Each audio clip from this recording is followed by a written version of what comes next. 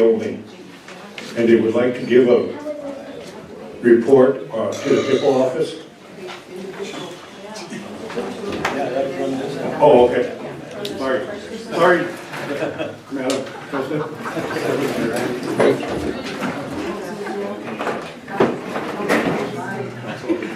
Okay. Secretary, roll call.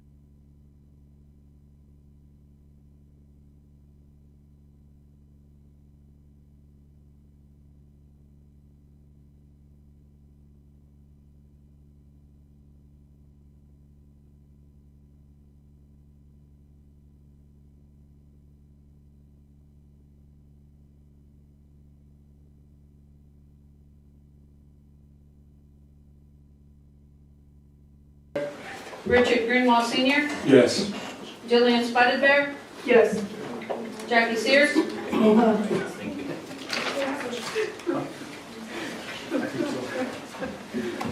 15, unanimous, motion carried. Go ahead. Okay, thank you, Mr. President. Would also like to two-thirds on the Forest Service to give a report. And can we move it up because this is the only time they're going to be here? Thank you. Under Underline. land, this is under land? Yes. Okay. Second. Okay, we got a motion by Councilman Stanley Soldier, second by Councilman Bouyer. Secretary, roll call.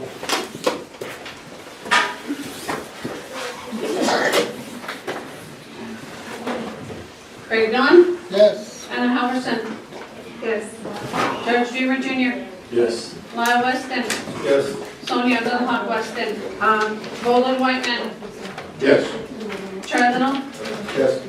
Norman Standing Soldier, Yes. David Poyer, Yes.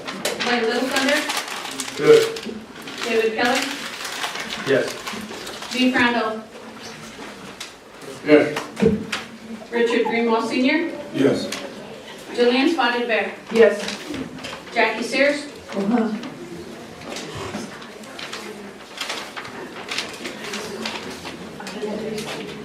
We'll recognize Councilman Lunderman at 10:37. would you like to vote? Not voting. Thank you.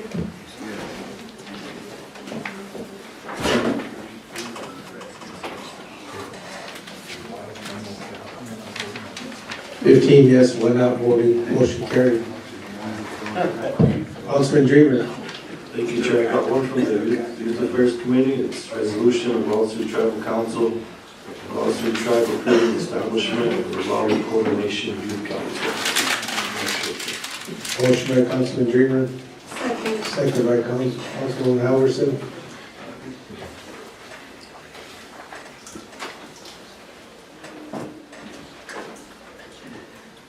Roll call.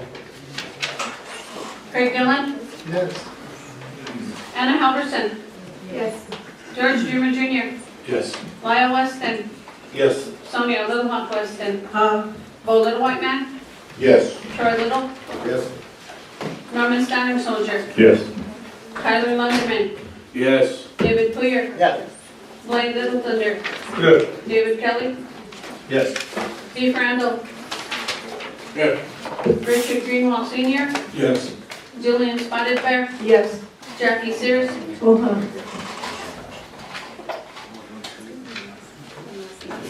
16 unanimous, motion carried. Is that it, Councilman? Yes, that's it. Thank you, Committee. Okay, is that everything? Motion to approve. Motion to approve by Councilman Poyer. Second by Councilman Kelly. No, you have a No, question? quick question. I got one from Woodinee District School. Does that just fall under district? Yeah. Okay.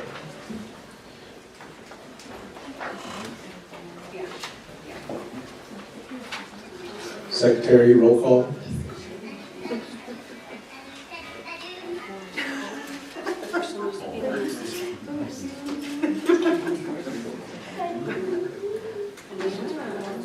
Yeah. Craig Dillon, Yes. Anna Halverson, Yes. George Dreamer Jr., Yes. Lyle Weston, Yes. Sonia Little Hawk Weston, Bo Little White Man, Yes. Troy Little, Yes. Norman Standing Soldier, Yes. Tyler Lunderman, Yes. David Poyer, Yes. Blaine Little Thunder, Good. David Kelly, Yes. Beef Randall, Yes. Richard Greenwald Senior, Yes. Jillian Spotted Bear, Yes. Jackie Sears.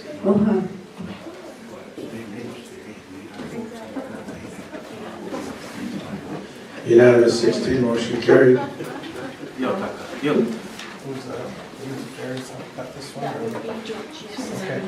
Okay, so we're gonna jump right into the honorings here, and at this time, I'm gonna turn it over to Councilman Dreamer.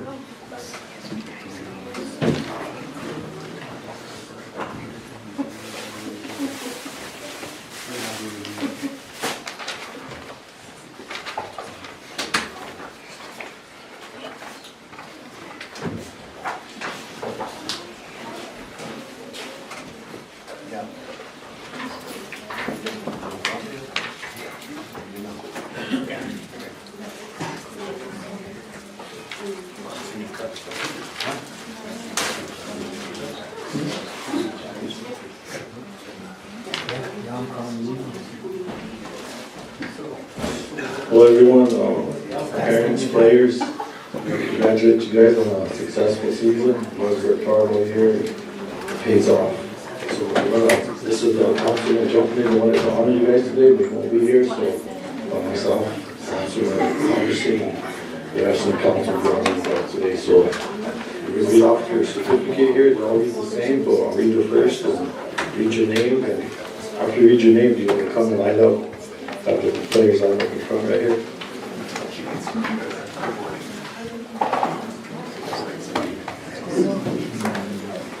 Certificate of recognition, and honor of justice to both the Coordination Jaguar football team 2025 D1 Nation National Youth Football Championship, Dallas, Texas.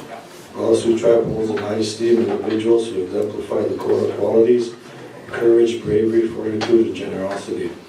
In recognition of the hard work, dedication, and success of the above-mentioned youth, the Oglala Sioux Tribe hereby honors their accomplishment. So success demonstrates leadership and is an inspiration amongst the youth. The Oglala Oglala Nation presented on the 24th day of February 2026. Signed Frank Stark Gonzalez, Tribe President. Justice of all.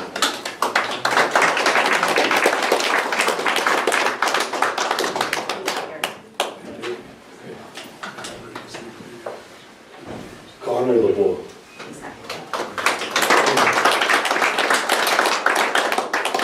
Boy Herman.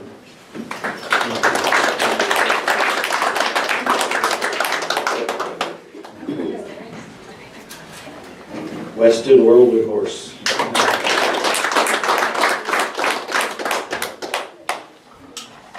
Gordon Provost.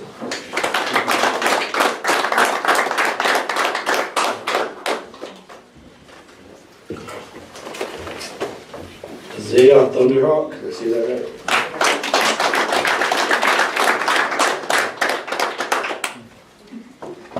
Riker Provost.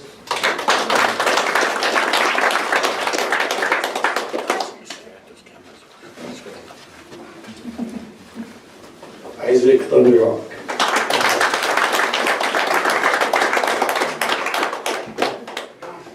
Tariq Redow.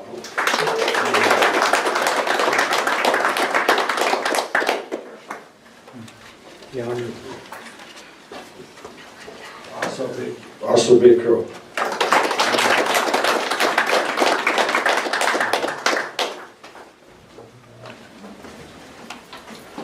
Gunner Whirlwind Horse.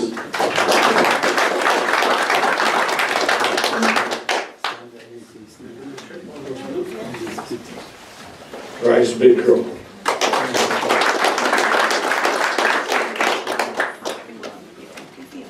Dawson Backward.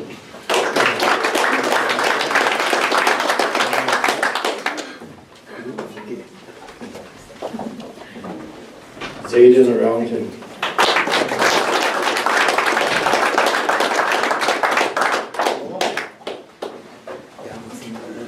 Riker Whirlwind Horse.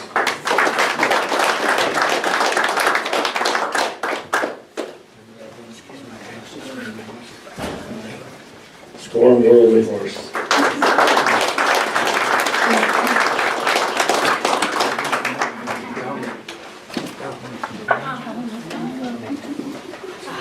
Donnie Whirlwind Horse.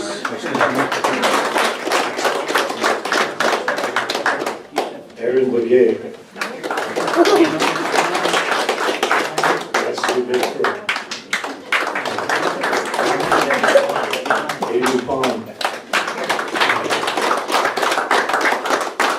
Misty Russo Begay. I have a flag here for the team. Has all their names.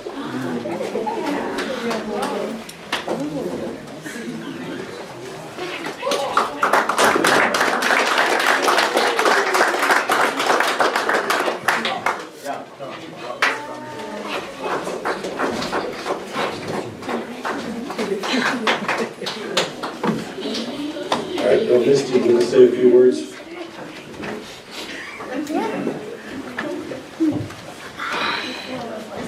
Right, hi, Hamadakabi. I'm Betty Washday, all of my relatives, friends, family, our Jaguar Nation. I'm very grateful for this honoring today. We have amazing youth. Every year we have 60 to 65 youth come out for our youth football. We're an organization, an association run, and we kind of house ourselves in Porcupine because we have district members from every community.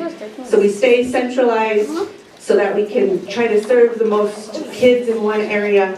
They practice 3 nights a week for, I want to say 16 weeks. These kids play really hard. This is our younger division. Our parents get them to practice 3 nights a week. They get them to games on Saturdays. Our coaches work really hard with them. And it's really emotional to make sure that everybody is involved. We have sponsors, we have people that look out for them. We have team moms on our sidelines. They just have a different playing environment. They get to travel every weekend and play on high school fields, turf. They play on college fields. And this year, this team particularly is comprised of 6 to 8-year-olds. They made it to the playoffs in the Black Hills Youth Football team. That was historic for us because we're an association only 3 years old. This is entering our 4th season here on the reservation. And with that, they got the looks of one of recruiters in the D1 Nation from Minneapolis. They seen video of them. They reached out, they found us, and they invited us to the D1 National Tournament in Texas.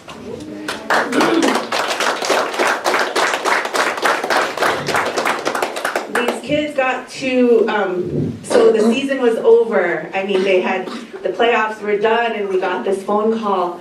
So we rushed around with parents and I mean, the fundraising started immediately. I know it was a lot of work. Getting them to practices, finding places to practice in November and October and December when everything's over with and it's cold. But these kids managed and they came through. These little kids here representing all of your communities, your Tuajes and all of the Lakota Yate, they came through and they did it and they went to Texas and they played hard. They took some beatings. You could see the size of these players when you go down to Texas on a national front with players from all over the nation coming together, and they played hard. They hung in there. They took no forfeits. They finished every single game. We're so amazingly proud of everything that they've done, their parents, their communities, from the grandmas, grandpas, everybody that followed them and supported them. The youth council, Ryan Jumping Eagle, all of you council members, everybody who had any kind of contribution to them succeeding and being in that, because Texas was a whole new ball game and a lot of them became hungry for more. It also boosted what's out there. So our season registration has already opened for the new fiscal year, the 2026. And we've already succeeded what we've had in the past. And about this time last year, we had like 3 registrations. We just checked registrations and we had 15. So it looks like our numbers will climb this year. We're an organization run entirely on volunteers. So I have some coaches, I know they're not able to make it due to their work schedules, but I had Aaron Begay, Donnie Rowan Horse, Wes Big Crow. They took these kids and in the organization that they play in now, they get to stand on the field with them and coach. Went to Texas, they had to stand off the field with them and coach. And it was just an amazing environment to watch our youth at this age thrive. We had Asha, who is obviously a female football player, kick butt in Texas and get some amazing attention. So it's been a good thing for you. I hope you all keep eyes on them and watch them and continue to support them in this journey, because I feel like it'll be a yearly thing now with this week. So thank you, everybody. All right. Thank you, Chair. As one of the Porcupine District representatives and on behalf of Porcupine District and the Oglala Sioux tribe, we'd just like to thank Misty and all the coaches, the parents, and everybody that made this opportunity possible for our youth. And to the Jaguars, super proud of you guys. Keep working hard. And today belongs to you.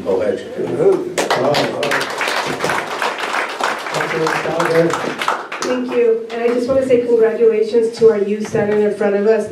This is what it is. When we put our youth before everything, then we see them succeed. I remember when Barrett Haas Jr. brought this to the council's attention, and what he's done with this program is a huge advancement for our youth, and I just want to say thank you for that, for initiating that. And good job, team.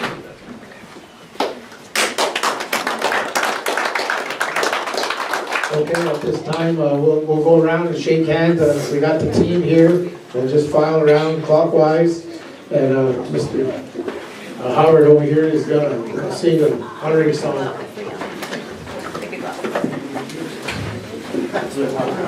First of all, I want to thank Council and Secretaries for giving me the honors. go around, huh?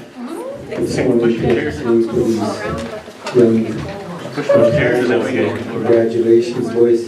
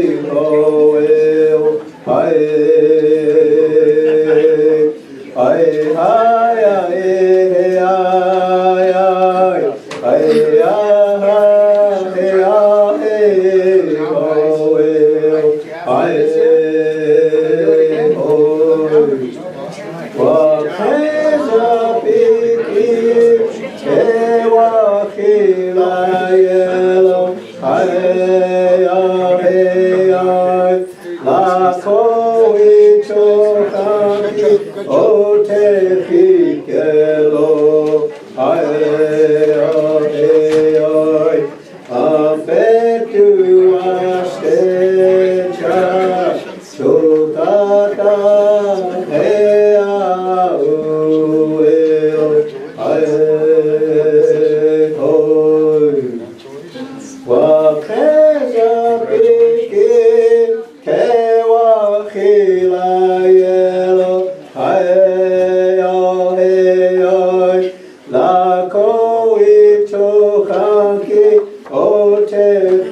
Kelo, hey, oh, hey, oh, back to us,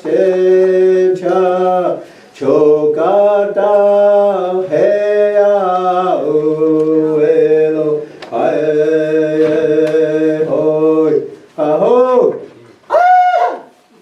ahoy, Cassie.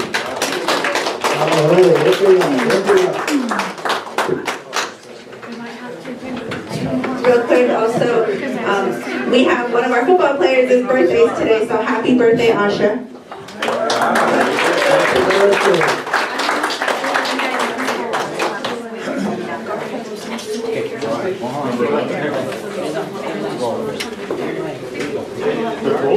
Good job, guys.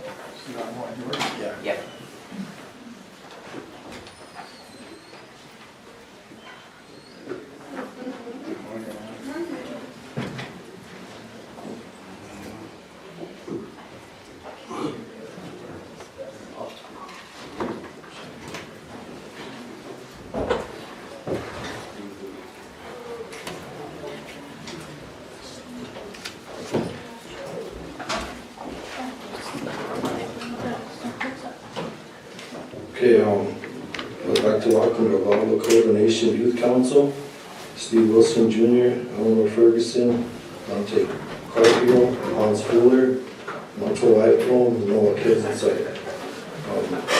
These young men and women, they came to the committee meeting and they presented this youth council, and they put a lot of hard work into this. It's going to establish this will establish a youth council across the reservation. We'll get representation from each district, and that's what they're working hard on. And they presented up there. It was a good presentation. A lot of questions were asked, and they were able to answer all of them. And I just want to commend them on their hard work and getting this all organized. And that way our youth will have a voice here at the table and their concerns for this district. And we really have to empower our youth and listen to them this day and age. So it's a blessing for this to come forward. And I just want the council to recognize them. We want to recognize them today and honor them with the flag, certificate, and a star quote. So I'll let Anna take away.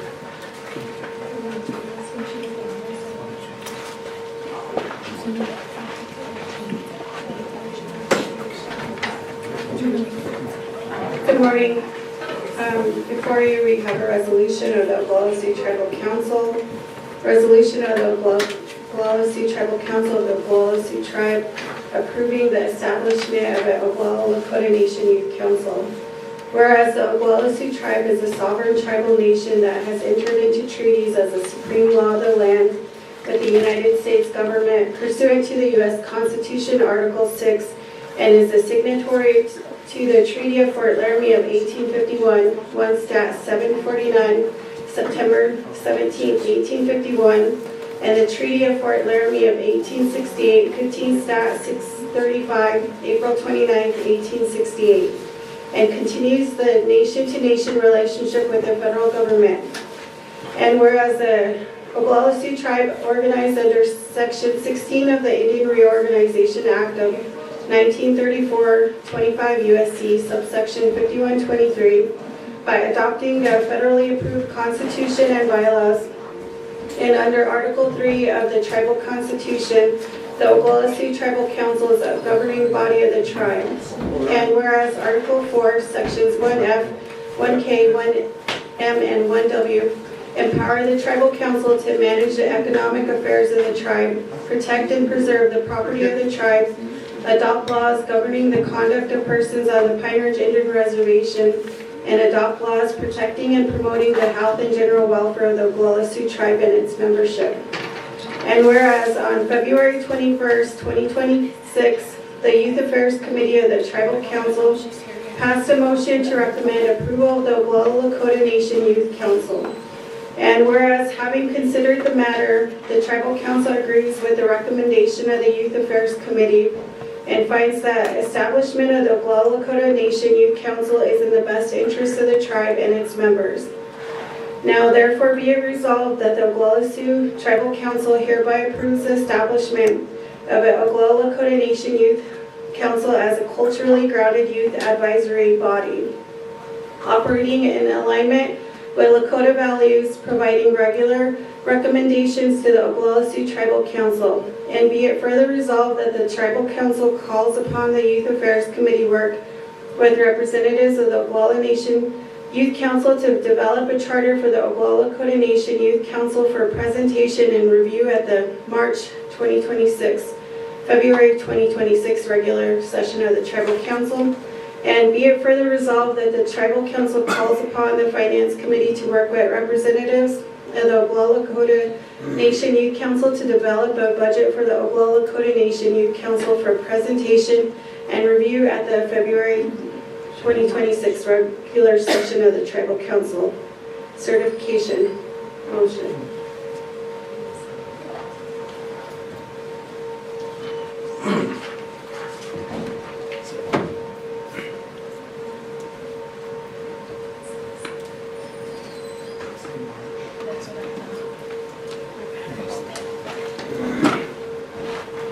Just for clarification, isn't that supposed to be March, not February? Is it for today or is it for March? Okay, for March. Okay. Clarification is for March. Craig Dillon, Yes. Secretary, roll call. Craig Dillon, Yes. Anna Halverson, Yes. George Dreamer Jr., Yes. Lyle Weston, Sonia Little Hawk Weston, Bo Little White Man, Yes. Troy Little, Yes. Norman Standing Soldier, Yes. Tyler Lunderman, Yes. David Poyer, Yes. Blaine Little Thunder, Yes. David Kelly, Yes. Beef Randall, Yep. Richard Greenwald Sr., Yes. Jillian Spotted Bear, Yes. Jackie Sears. And that motion was by Councilwoman Halverson, second by Councilman Dreamer. 16 unanimous, motion carried. Congratulations.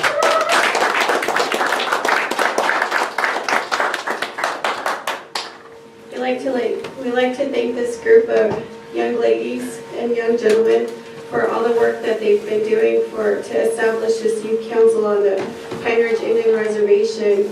And the Youth Affairs Committee and the Oglala Sioux Tribe and the Executive Board would like to honor them in the following manner. This is a certificate of recognition in honor of Steve Wilson Jr., Oglala Lakota Nation Youth Council.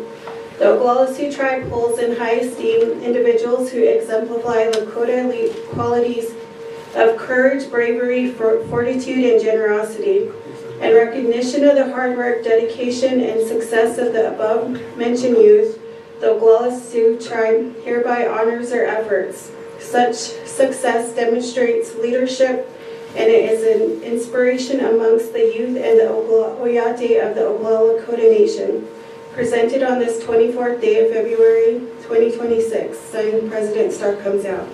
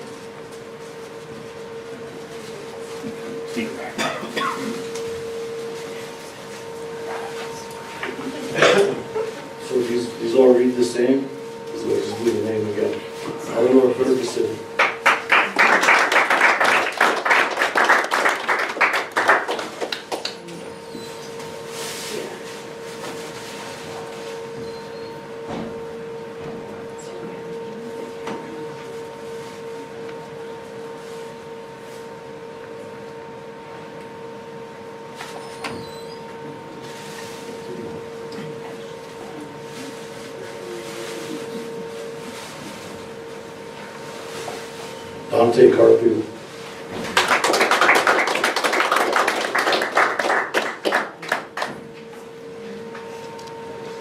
Hans Fuller.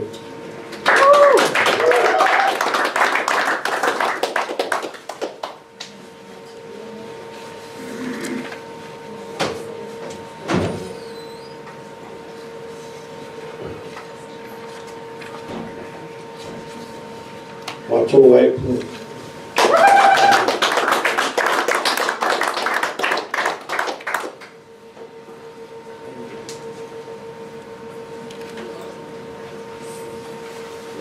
Noah kills inside.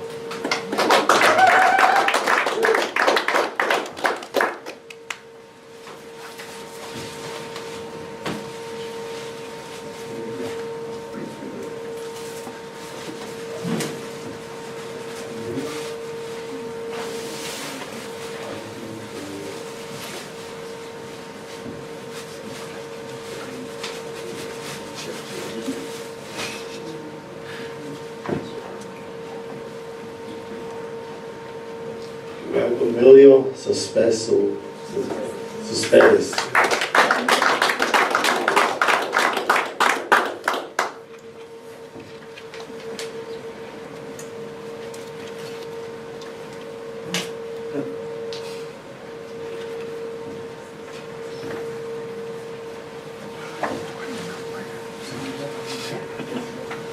Howard, could you do it on its own?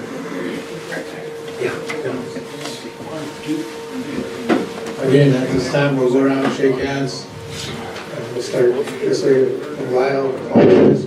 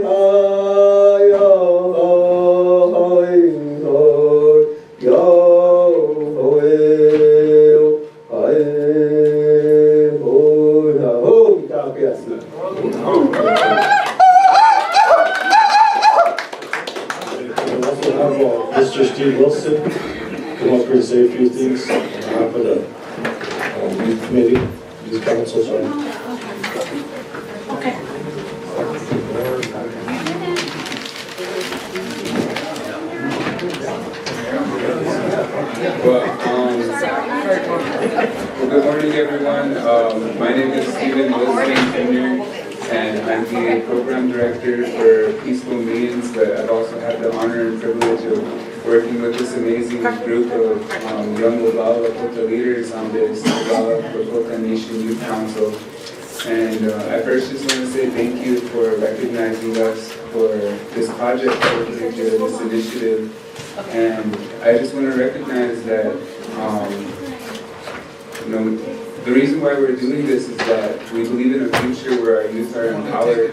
And when we're talking about the future is our youth. And everything that we do is the future that they will live in. And so I first want to say that, and for me personally, and I share the same sentiments as everyone who worked on this initiative, is that our youth are capable. And we're in a time right now where our generation of youth who are coming up, they have different capabilities and a whole different life compared to the rest of us. They live in an age of technology and different challenges, and right now it's important that we listen to them. And through the work that I do at Peaceful Means, I sit in these classrooms with our youth and we talk about some of the hard issues. For those of you that do know, I do sexual violence prevention. We talk about violence, and it's a really complex issue to talk about. There are many things that go with it, including substance abuse and different types of traumas that go with that. So we're talking about these issues with our youth, and our youth, we ask them, what kind of future do you see for yourself? And they're not asking for unreasonable things. They want a good job, they want housing, they want sober family members. And these are the things that our youth today are asking for. And it's important that we, as the adults who are doing the work in the community, also hear what they have to say. And that's the whole basis for this initiative that we put forth. And I just want to say thank you for believing in this work that we're doing and believing in the youth. That's what you will.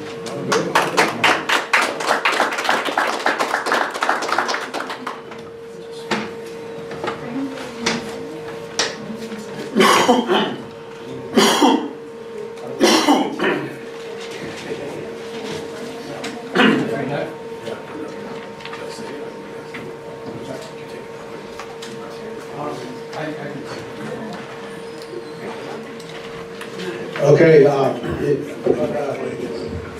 I'd also like to say a comment on our youth here. You know, it's very important that we involve our youth.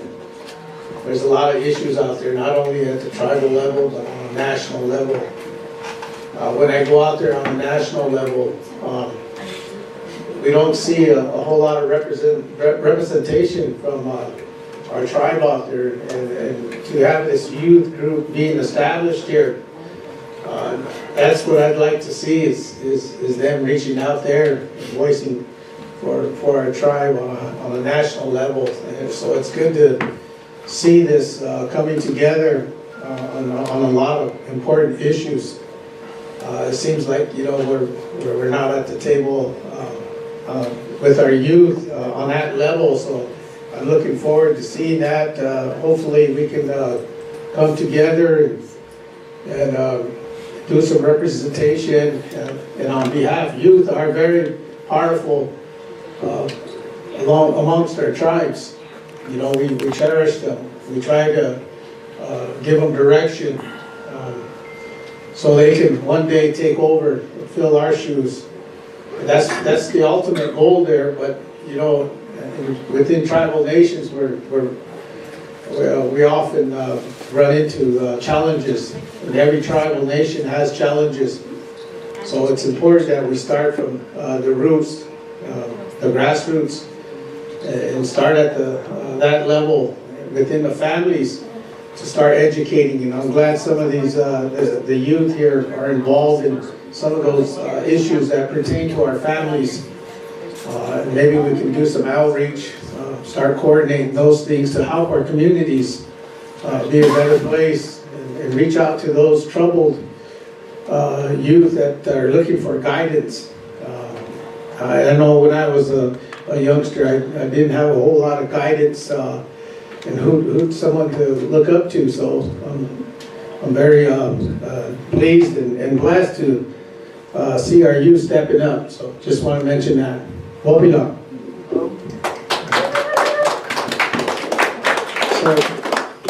So So at this time, we'll take a 10-minute break. We also want to take a picture with the youth council and tribal council. So we'll take a 10-minute break. Maybe we could step outside or something and do a picture. And the executive board. Yeah, and in a round circle out here, you just want to gather there. We'll take a 10-minute break.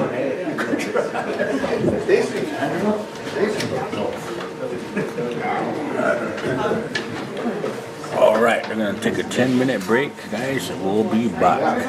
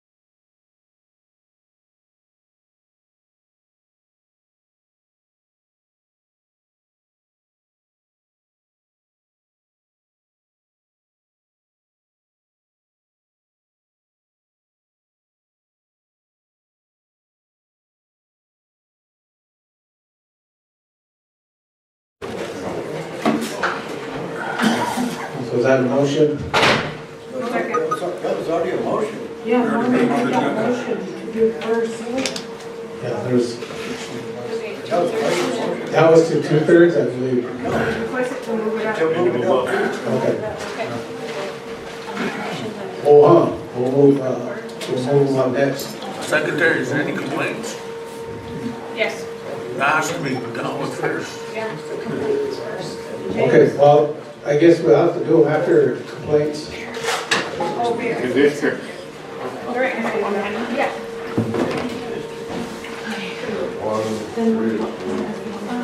Do this one, Dave? do this one, and then when you're done doing that, then pass this on.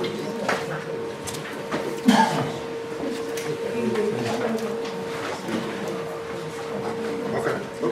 Sorry. Yeah, man, I'll do that.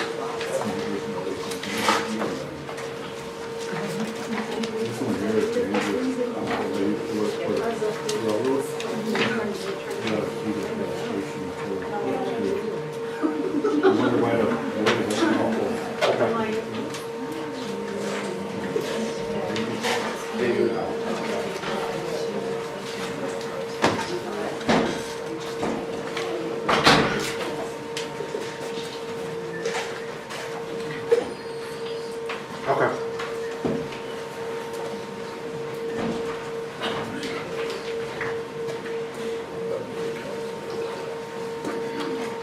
Yeah.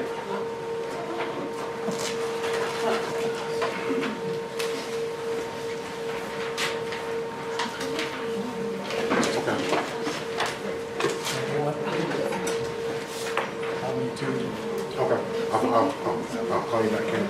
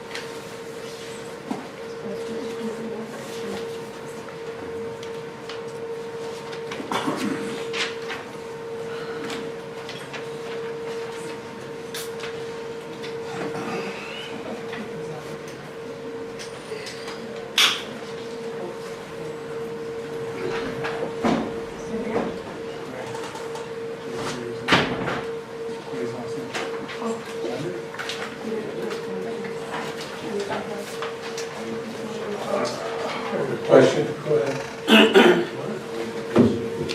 I was just going to entertain a motion to dismiss.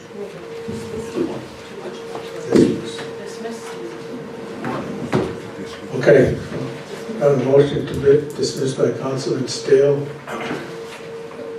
Got a second by Councilman Spotted. No? Question, go ahead.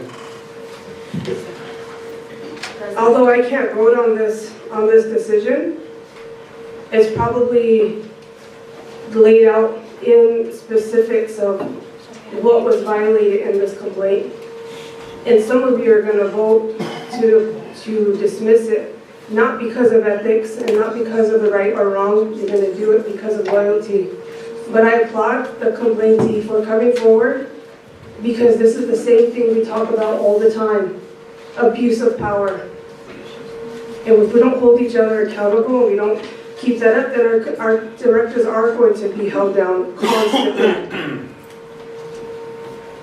And I know it's not easy for some of you because you're friends, but at the end of the day, this is a job that we were all elected in here to do the right thing. Our directors come at us all the time about abuse, about how we use our positions, because it's true, we do.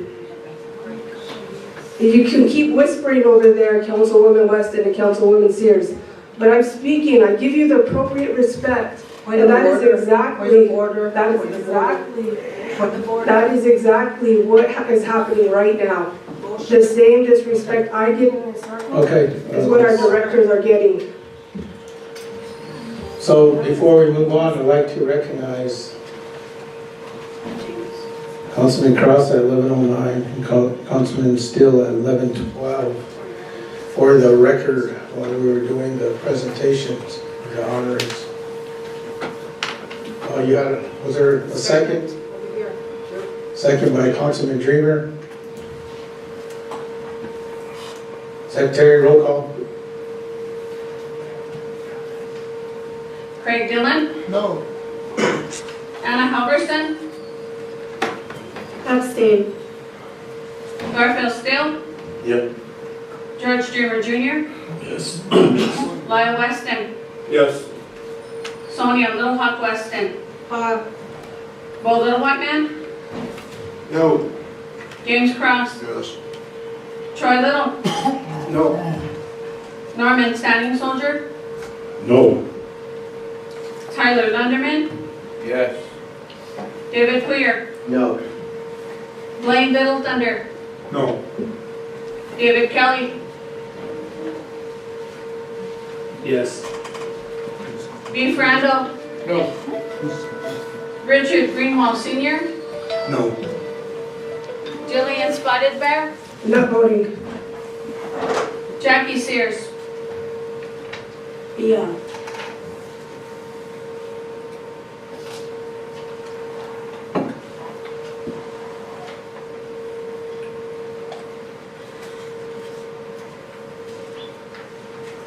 Go ahead, Councilman Dillon.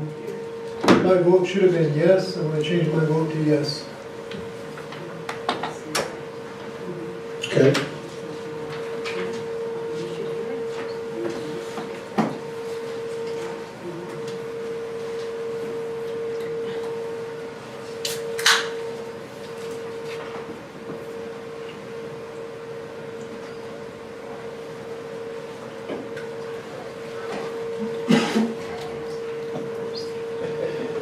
Okay, so it looks like we have 8 yes, 8 no, 1 abstain, 1 not voting. So we have a tie. So I'm going to vote yes on this one to dismiss.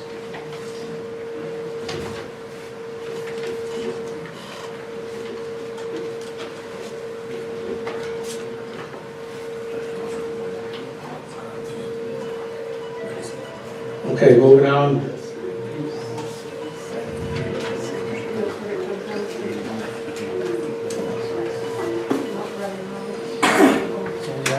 So we have 9 yes, 8 no, 1 not voting, or 1 abstain and 1 not voting, so motion carried.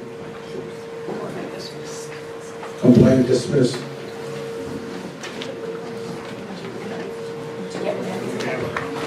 Can everyone place your complaint forward so we can pick them up, please?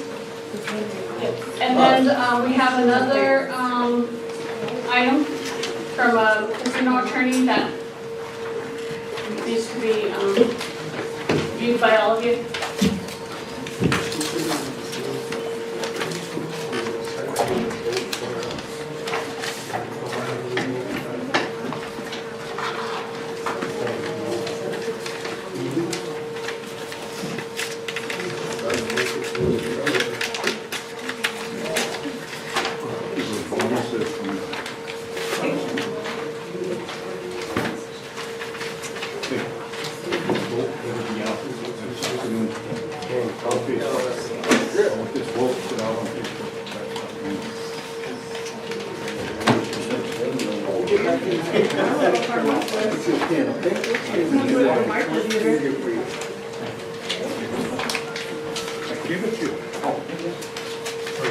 Tribal council can review it and call me back when they have questions.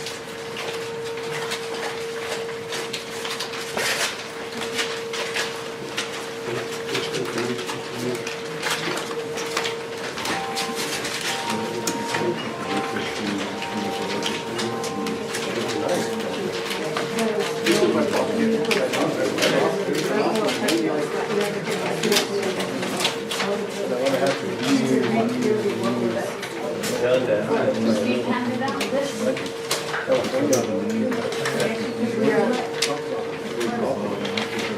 But you have questions, call Steve Sanders, yes. Okay. The envelope you just got here, you can review it. If you have questions, just reach out to Attorney Steve Sandman.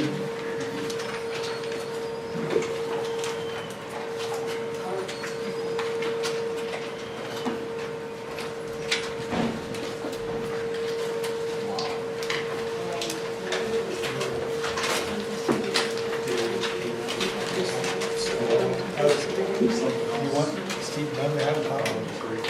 That's what they gave us.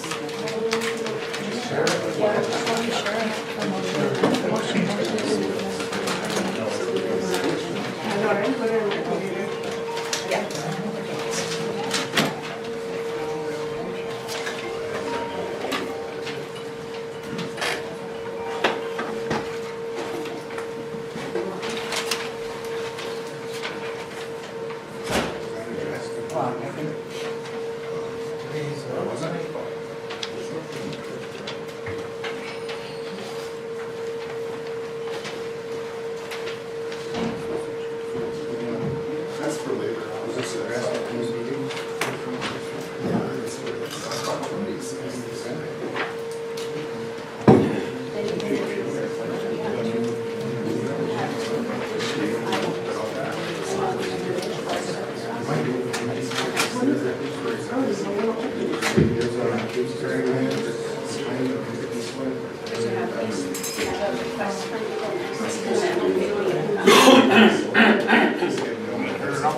Okay, so we'll do the 2 district items and then we'll go on with the Forest Service. So at this time, I'm going to turn it over to Eagle Nest. Yeah, I would like to make a motion to assist Marilyn Carnicrook, to offer gun for criminal assistance of 1,000.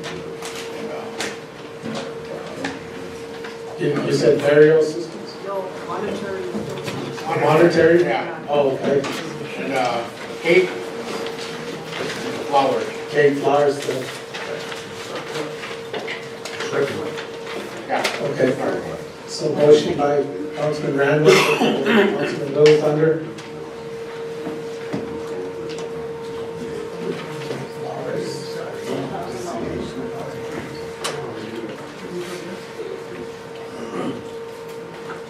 Roll call, Secretary. Craig Dillon, Yes. Anna Halverson, Yes. Garfield Steele, Yep. George Dreamer Jr., Yes. Maya Weston, Yes. Sonia Little Hawk Weston, Bo Little White Man, Yes. James Cross. James Cross. Troy Little, Norman Standing Soldier, Yes. Tyler Lunderman, Yes. David Poyer, Yes. Layla Thunder, Good. David Kelly, Yes. Beef Randall, Yes. Richard Greenwald Sr., Yes. Jillian Spotted Bear, Yes. Jackie Sears.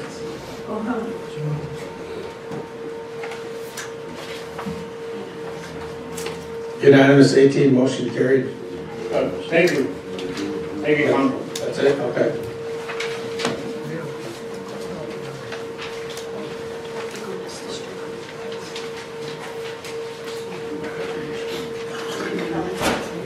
Okay, so we'll turn it over to Monday District, Councilman Kelly.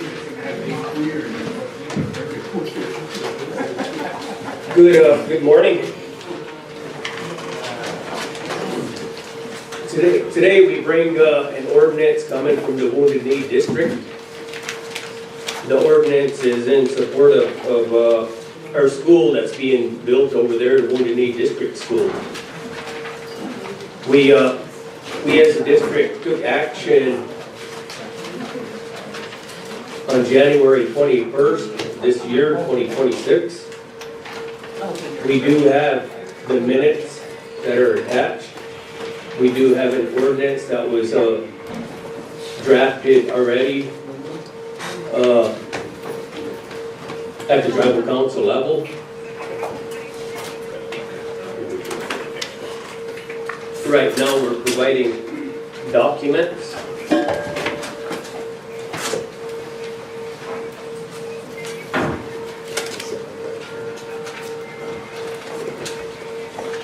Today we have our school board with us. We have our president, Mr. Earl Call. I think we have 5 that came up. Would you please come to the podium, please?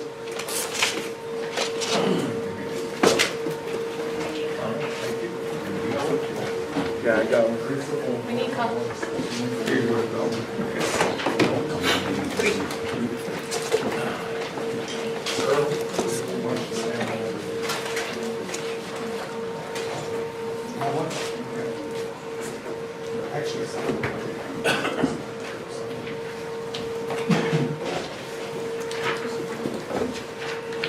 Earl, would you please present your name and title along with the rest of the board, please, for the record?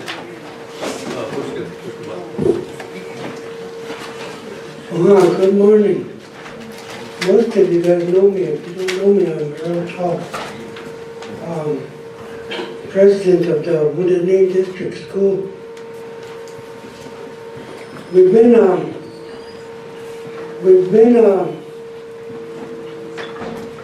trying to get a new school since 1985, when we first made contract.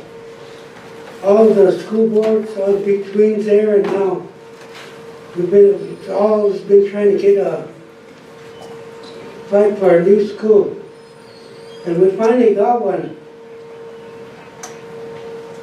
And so we're really happy for that. Then we started bidding for the contractors and stuff. Then we started running into trouble. But we looked at all these other schools that came up over the years, and you guys probably all know it yourselves. You look at Porcupine School, how that sinking on one side, even the casino was like that.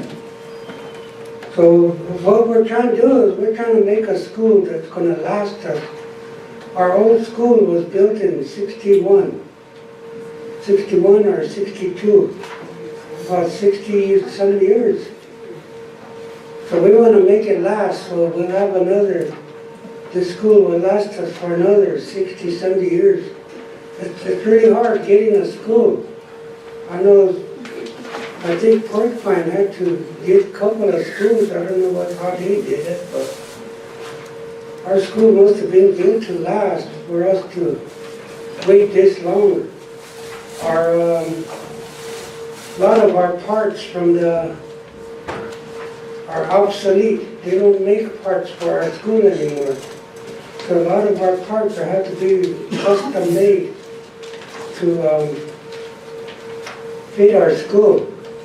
Every year something's breaking down. 2-3 weeks ago we had to repatch the roof again. That's an ongoing problem, about 2-3 times a year. If you guys have been to our school for meetings, you notice those walls are all stained. That's from leaking. Our roofs are leaking bad. And we just want a school that's gonna last us, we want it built right. And we're not involved into politics, we're not politicians. But we want something for our kids. So our kids will have something. And, it's just, we have some other people that are want to talk, and I just kind of wanted to bring this stuff up. We'll be here for questions if you want any questions.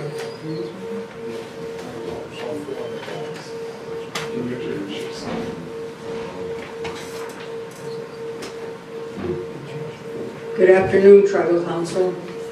My name is Donna Jumpanigo. I've been my seventh year on Wounded District School Board. I'm also an educator. I teach 7th and 8th grade, 25 years at Rocky Ford School. I'm also sitting as treasurer for the Wounded District. I've been involved in small government ever since 1984, when I recall the late Oscar Hollomorn. I was the secretary for them. So I do know a lot of knowledge about tribal government, but also it's been a plus learning everything about policies for our school. And what Earl said was true. It is a dream for our district, our communities, to get this school built. I think we're the only one that don't have a new school. But we've been going through a lot of obstacles, jumping rings, and it's disheartening because we as a school board, we advocate for our community. We advocate for our students, our children, the future generation, the people, parents in our community, the ones that elect us to advocate for them. We've met with Carol a few times. I wasn't very impressed because I was raised by my Uchi to listen before you react. Then, if there's something you don't disagree with, you present it, but you present it in a humble way. And I feel we were unbiased by Carol. And I feel that they were one-sided instead of taking a look at construction, wanting to make sure our school is going to be built correctly with no problems. Because this school has to be strong for many years. And so I stand before you in a humble way, the same way I did for my district, for support for you tribal council people to please consider. We've been having a hard time. We're trying to be understanding, trying to be cooperative, but it's really hard being bullied also when we teach our own students about bullying and not to become bullies. So I had one question, is I want to know is, with this one entity, does that person have any problems in the new projects that they are doing? Will they be able to complete our school project? Those are my concerns. Those are all of our concerns, my community's concerns. I shouldn't say our community concerns. Because we are speaking. I took the time from work. I just buried my grandson last week. And that's why I'm trying to present this in a humble way. So I ask you to please support us when this ordinance is presented to you. Thank you.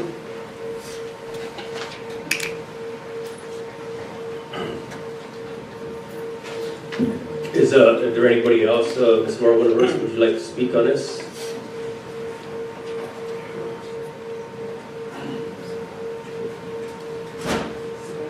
Good morning, everyone. I'm Monica Whirlwind-Horst, the principal at Wounded Knee District School. We've been working on this project. I've been in this position for 8 years, and the school was awarded 10 years ago. So we finally got this far. It's taken this long. Most of the board members have been on ever since, and it hasn't been an easy path to take, but we finally are ready to build a school. And I ask that you guys look at our documents with an open mind and think about our children and keep our kids in mind. This is what we're all doing this for, so I just wanted to make sure that we do the right thing for our students. Thank you. Councilor Greenwald had a question? Yeah, I just kind of have a little bit of a comment. Not all of us sit on the EEBD or some other committees, so what you're getting to me is partials of bits. There's a big story here. I haven't heard that except for what the person from Manderson, Wounded Knee District, told me.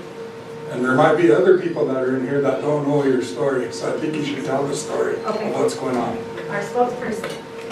All right, tribal leaders. Tribal leaders, I've had the honor of being the school board's attorney since 2018. We've been hustling on this. Let me get to the issue here. All right, the meat and potatoes of this, Councilman. Say again? Oh, Stephen Sandman. All right, so Councilman, to answer your question, we got $100 million to go ahead and build this school so far.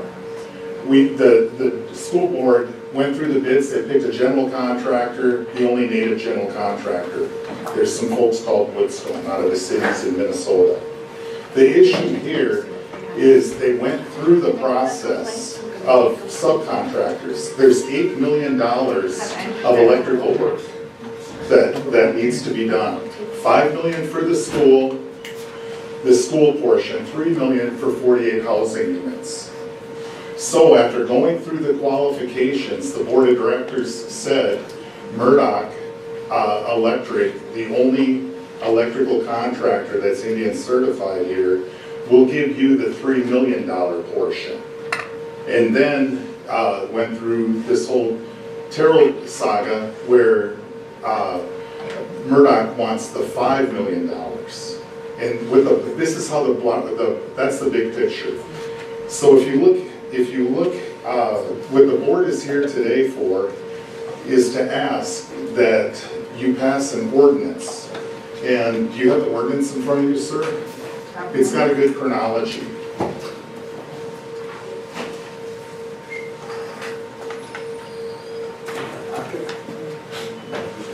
Yeah, it's got white binder. Yeah, the white binder, council. And if you go to the memo right before the first tab 1. So tribal leaders, here's the ask, and then we'll get into why the ask and some of the supporting reasons.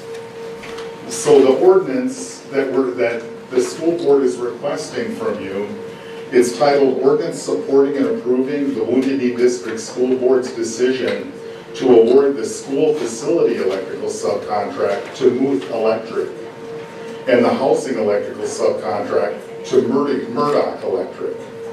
All right, and this is similar to what Tribal Council did in tab 1 on the aviation project when you picked Muth Electric over Murdoch to do the aviation project. So you've got the history of that in tab 1. But let me rattle a little bit, and I'll try to move through this timely. Can you go to, on page 1 of this ordinance, the fourth whereas. Whereas the Wounded Knee District School is an approved Great American Outdoors Act replacement project. That's where they got the $100 million. It's a K-8 project which will replace the existing campus consisting of 6 major buildings and 3 support structures with modern, energy efficient, LEED Silver academic facilities. That LEED Silver I'm talking about is the tab 2, the certification for the general. So it's 36,000 square feet, 18 classrooms, gym, kitchen, dining room, water tower, football field, track, playground, and 48 staff housing units. Our project manager, last whereas on page 1, whereas co-op architecture has completed the design for the new facility and Woodstone Construction, native owned, has been selected as the general contractor. Page 2, Tribal Council. Whereas construction is estimated to take approximately 3 years, and timely award of subcontracts is essential to ensure that work proceeds within the available construction season. Second, whereas bids for electrical work were solicited in accordance with all applicable tribal and federal procurement requirements, and bids were received from Muth Electric Inc. and Murdoch Electric. Please go to tab 4, page 3. Tab 4, page 3, and I think you'll see a colored graph. Tab 4, page 3. Looks like this, yellow graph on it. Give you a minute to get there. Tab 4, page 3. And this caused concerns with the board of directors. On May 19, 2025, Murdoch Electric, their bid was almost $12 million. That was 39% higher than Muth. So then our native-owned general contractor went back to Murdoch. A couple months later, they dropped it down to $10,250,000. And then finally in August, it became within the 5% criteria that Terrell requires. But the board is unclear on what was cut. But this bidding process raised concern for the board of directors. But the board of directors still said, okay, you can do the $3 million worth of work on the housing. You have more time to do it. And we think you can do that without the general contractors babysitting, without their intervention, their supervision. So if you go back to page 2 of tab 4, tab 2 of tab 4, the general contractor, when I talk about extra work, extra supervision, on the school portion, on letter G on page 2 of tab 4, the general contractor estimated an additional 120 to 240 hours to issue joint checks. That concerned the board of directors. Why do we have to do joint checks? But it was to make sure the subs for Murdoch Electric got paid. And then letter I, 200 to 500 hours for schedule verification.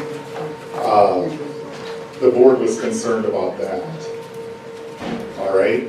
But after, on all the extra work, all the extra involvement from the general contractor with Murdoch Electric, you know, we'll give you the housing project where you don't need all that supervision or all that assistance from the general. So out of the $8 million contract, you get $3 million to do the housing portion. Back to the resolution at the beginning of the tab. On the second page, fourth whereas of the resolution, right before tab 1 in your binder. Whereas the Tribal Council supports the Wounded Knee District School Board's careful evaluation and its decision to protect the tribe's interests by ensuring that all subcontractors possess the financial capacity and bonding required for a project of this scale. Next, whereas the Terrell Ordinance does not require a contractor to hire Indian preference subcontractor who cannot meet essential project requirements. And the big thing in the Terrell Ordinance, it's silent on some issues. Nothing in the Terrell Ordinance, and I'm at the bottom of page 3 of tab 4, requires us to waive all the bonding requirements. We can't make that a criteria for disallowing something, but there's nothing in the ordinance that requires us to waive them. Top of page 4, there's nothing in the Terrell Ordinance that requires us to override project owner risk assessments. What the board's being asked to do here, and then force acceptance of a subcontractor who increases cost or delays, or compel a school to jeopardize safety or lead compliance, or require a general contractor to assume some of the financial risk. But back to the resolution, page 2, I'm sorry, it's an ordinance. It's an ordinance. Page 2, second to the last, whereas. What the school board's asking is that the proposed application of the Terrell Ordinance to risk this construction project would undermine the tribe's financial interest avoidable risk, enforce acceptance of subcontractors who cannot meet basic industry standards. And then to keep moving onto page 3, the summary of all the asks is now therefore be it resolved that the Oglala Sioux Tribal Council hereby formally approves the Wounded Knee District School Board's decision to award the school facility electrical subcontract for the K-8 replacement project to Muth Electric, and to award the staff housing electrical subcontract to Murdoch Electric, consistent with all these applicable procurement requirements. Now therefore be it resolved that the Oglala Sioux Tribal Council hereby directs Terrell to refrain from any retaliation against Wounded Knee District School prime contractor, our general, Woodstone Inc., native owned, our project manager, Co-op Architects, or Muth Electric. Be it further resolved, the Tribal Council finds that the Wounded Knee District School's offering of a $3 million subcontract to Murdoch Electric Inc. for the housing portion of the project satisfies all the requirements of the ordinance. That's the ask here today from the school board. In support of that, one of the things that President Tall talked to me a lot about. All right, I spent a lot of time with Earl on his concerns, and he talked to me about local control. And if you go to page 4 of tab 4 in the binder, page 4 of tab 4, local control, the Oglala Sioux Tribe has historically relied upon local control for the provision of educational instruction. And if you go down to C, chapter 26, 900.68 of the Education Code, no contract shall be binding on any school system except as approved by the board of the school acting as such in any duly held meeting. So Earl talked to me, and Earl, you can kick me in the shins after the meeting if I don't do this quite right, but he's talked to me multiple times and said, I don't want to sign a contract where the school portion of the electrical work, we've got all this risk, we can avoid this.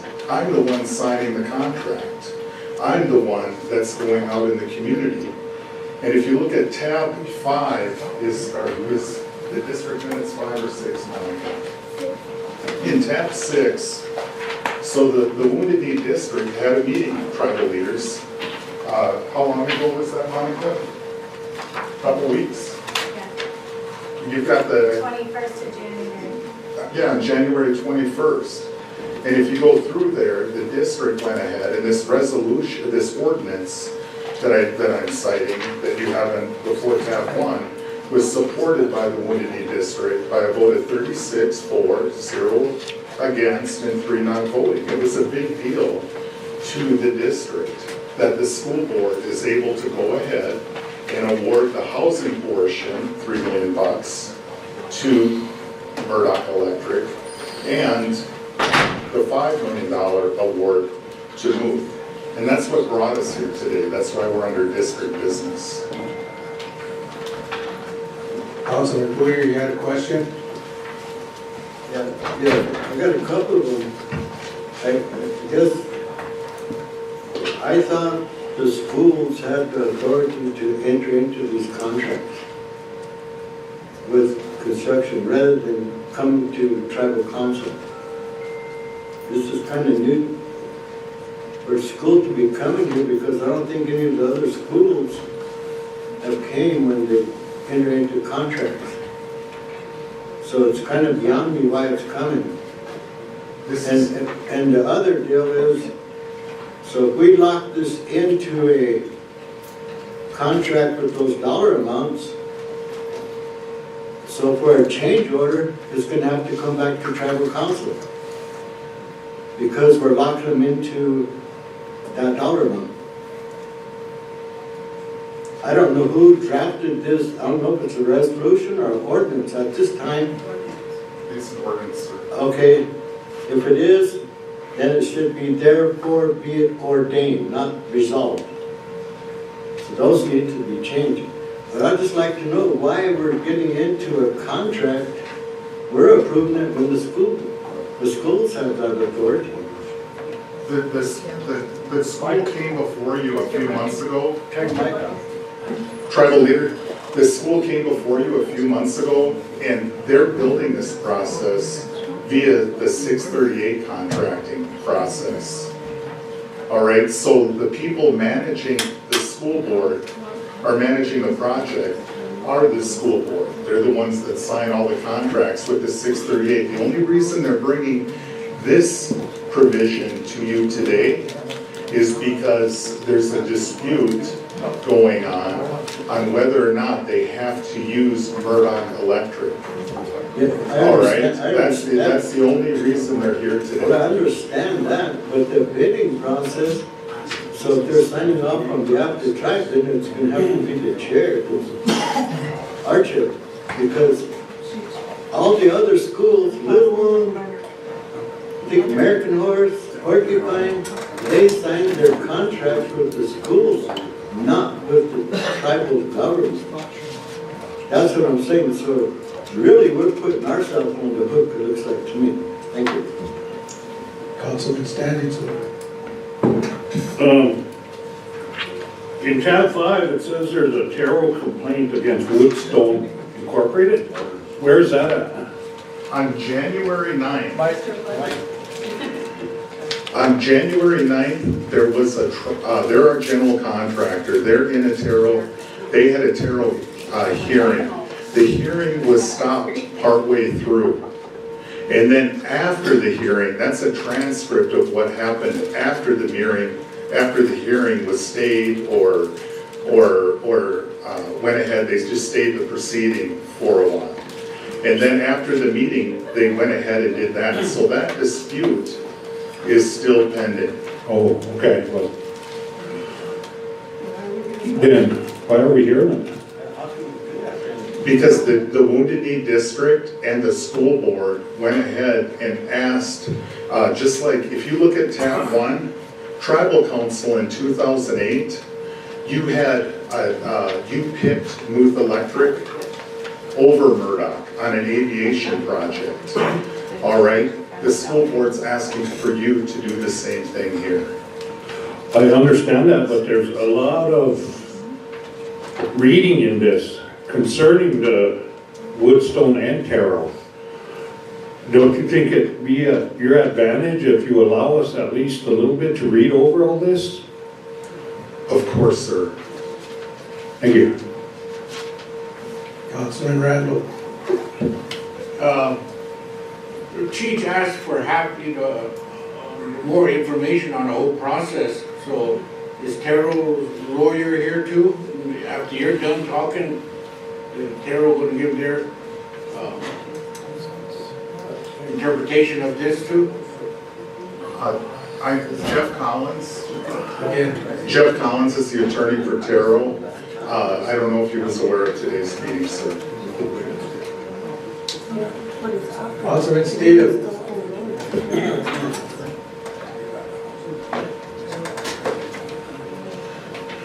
You know, from the interference with, and I'll call it interference with Terrell, and it did get personal. That maybe I don't want to talk about on air, but from those decisions, it delayed our project back 3 months. And we're on a time frame for the school project is what I'm being told. And not necessarily the housing, but the school project. So everything that our school board has done so far was to comply with the Terrell ordinance, the laws, and their own internal policies. And their decisions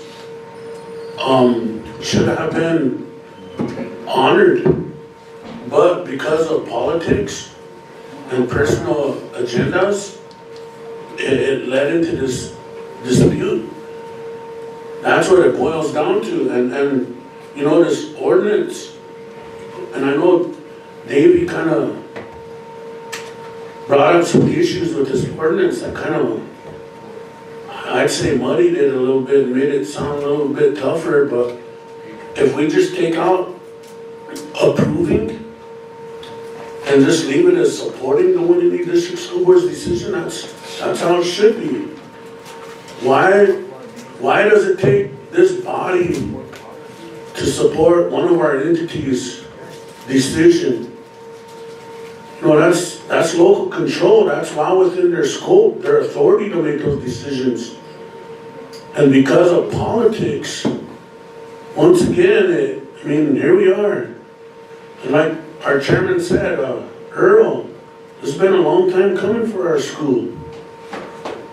You know, ever since I was a kid, we heard about a new school, and you know, we finally got it. Here we go. It was stated once that money hit the bank, we were going to have all of these issues, especially with our local contractors. If you look at these community buildings, you know, we talk about unemployment, 85% unemployment rate on this reservation, and you look at these community buildings, you don't see none of our people working in there. Where's Carol at? Why ain't you out there looking into those buildings, making sure that we have people working? You're not. You're focusing on this issue because it's politics.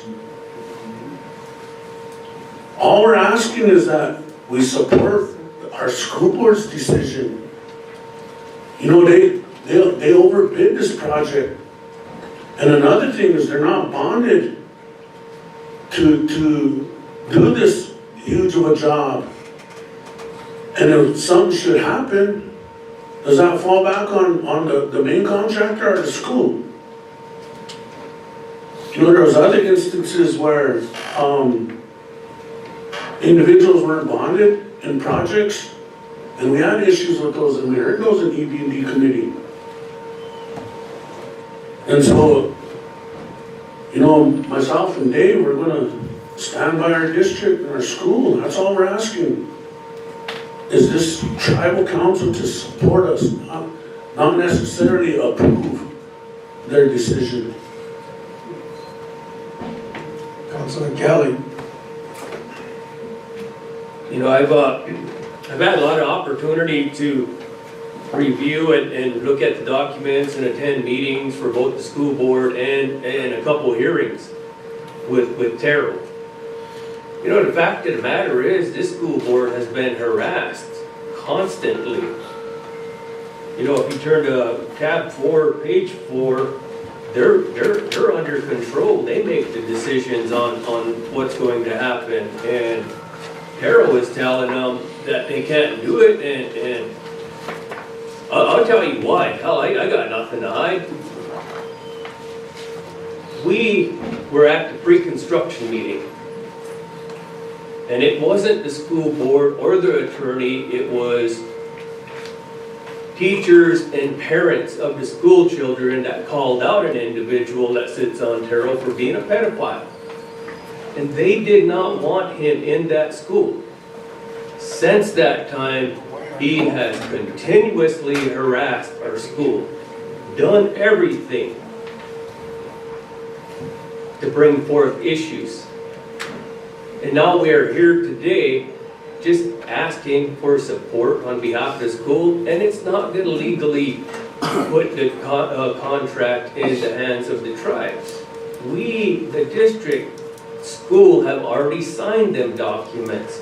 The tribe ain't going to be held liable for anything. And I agree, that was muddying the waters. That was really, really uncalled for. But I got to endorse the school. I understand where they're at.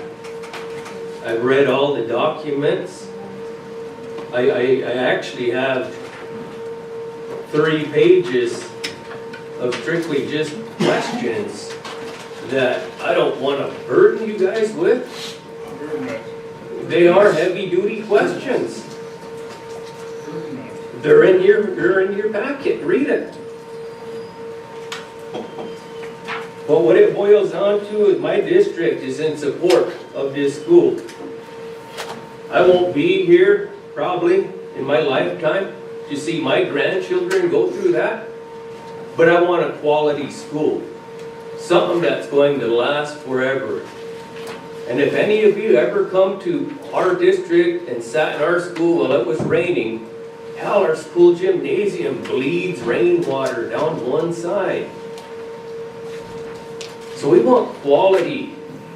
We want this to go on and on and on. All we're asking for is an endorsement of support. It's that simple. Let the school board make them decisions. Thank you.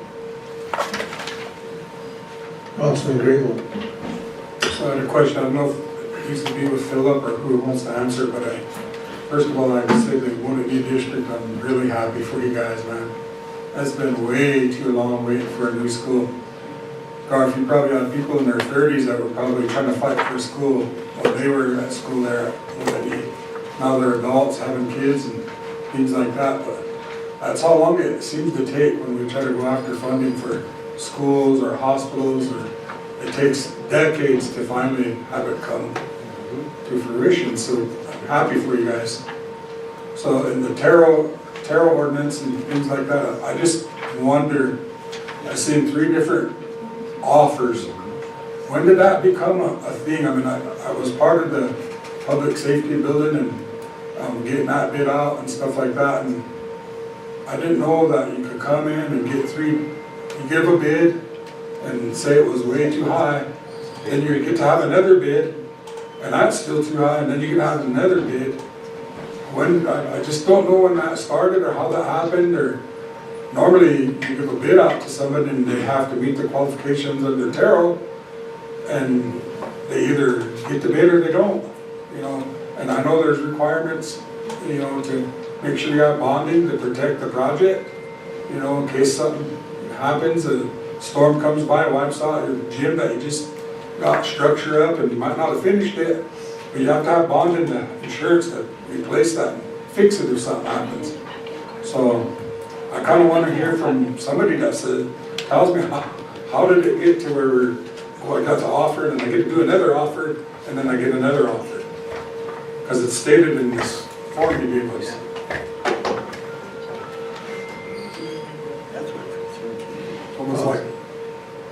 It's almost like a bid rig thing where you let somebody know what the bid was, and then they get to try to come down and then come down again and come down again. It's like, Chair, before the next one, I'll make a motion to approve. Okay, we got a couple of questions here. Go ahead, Councilman Weston. Thank you, Chair. I just want to say congratulations to the Wounded Knee District School. You know, that school is falling apart. You know, and I just want to tell you that, you know, I am in support with your decisions that you made there. I was a facility manager over at Porcupine School, and I got to see how they built that school. You know, and I'm a prolific reader of blueprints. That's what allows me to see a building. And everything that I saw at Porcupine School just scared the heck out of me. You know, so I'm just stating, you know, so where Councilman Kelly states that he wants a quality school, you know, I agree with that. You know, because you guys have been waiting forever and ever and ever. You know, so everything is here. You know, your decisions, everything like that. It's all in this binder here, I think. You know, and I'm in support of what you guys have done. You know, you guys are the decision makers. You know, so what Garfield stated, you know, that this council should be supporting, you know, that's where I'm at too. You know, I'd like to see you guys have a quality building, you know, that one that is built to code. You know, because I was in IHS for 30 years.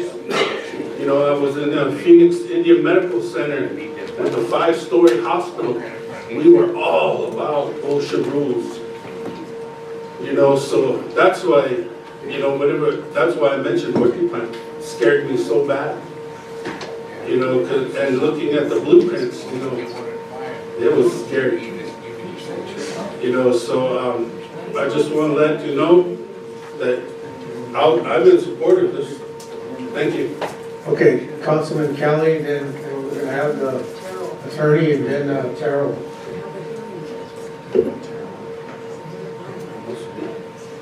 You know, what I can't fathom right now is, you know, the size of this project is, in our words, astronomical, because we never see that kind of money come in on behalf of the school.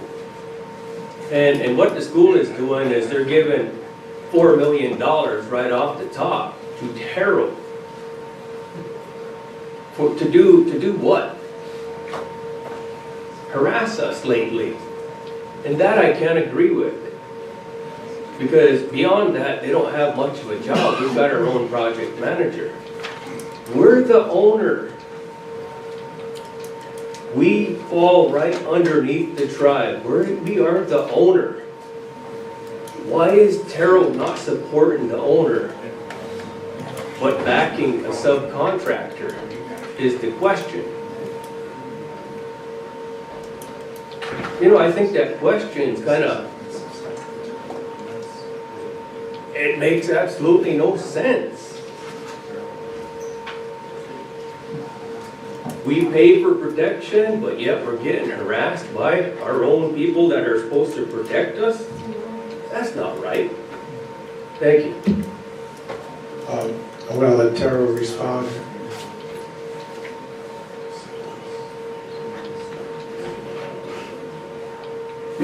Good morning, my name is Bill Goodcrow, and director for the Material Program.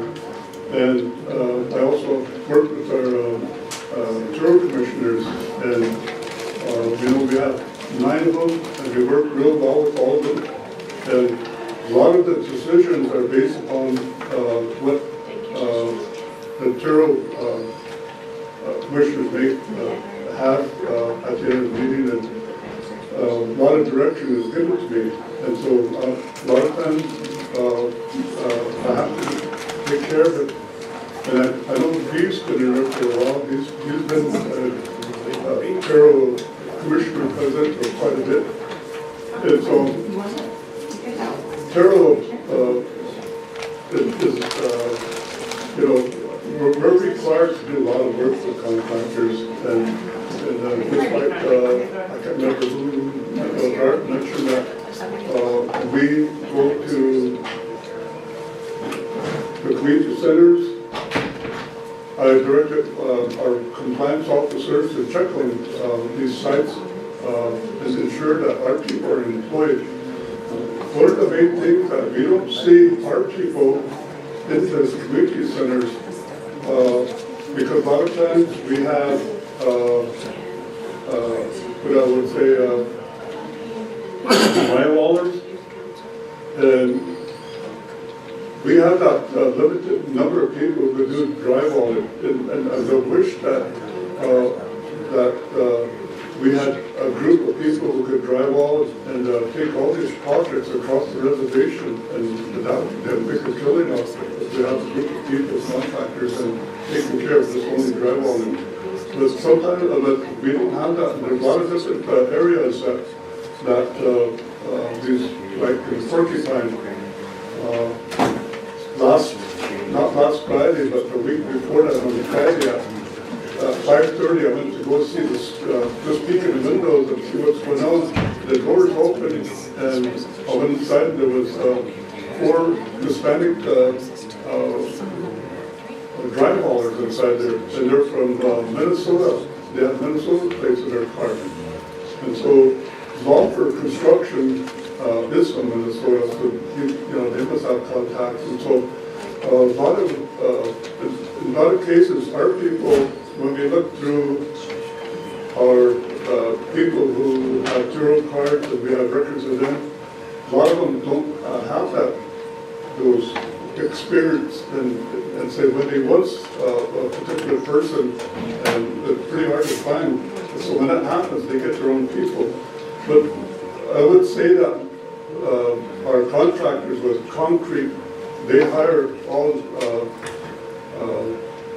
of our people locally. Our electrical contractor, Murdoch, has done all the, not all of them, but most of the community centers. They've done it in a good manner, and they hire all of our people. So it's just not that we're not hiring people at the local level, but you know, we're always on the lookout for new workers that come in with their expertise, and so that we can send them up to the field and hope to get things done. But I also, I respect what one of these schools doing. You know, they went after this one that's been working on funding for the new school, which took a while. And in each area, it took a while. It takes a while to get funding in Porcupine and Longland and so forth that receive new schools. Porcupine School was unfortunate to have put in a place where there was a lot of silt. And I don't know why the contractor didn't recognize that. They recognized that over at Rocky Ford School and put in 2 feet of concrete for the base of their school so that it doesn't move. And ours is less than that, and so, you know, there was movement on the east side of the building, which created some problems. We addressed that with BIA, and they come in and gave us extra dollars to put wood jacking underneath and whatever the process that they bring it up to the level. So we did that twice on that east side, but nevertheless, it's still at a level where it kind of dropped again, so. Let's go back to this. But okay, I just want to get back to one of these schools. You know, I probably mission was in their preference. And in their preference is that they have preference over non-independent contractors. And certified, whether you are not a certified contractor, they still have preference over non-independent. And that's written into our Terrell ordinance and requirements. And so, based upon who puts in a complaint, if Murdoch puts a complaint in, we have to address it. We have to address it. And it's my duty to investigate what Murdoch's all about.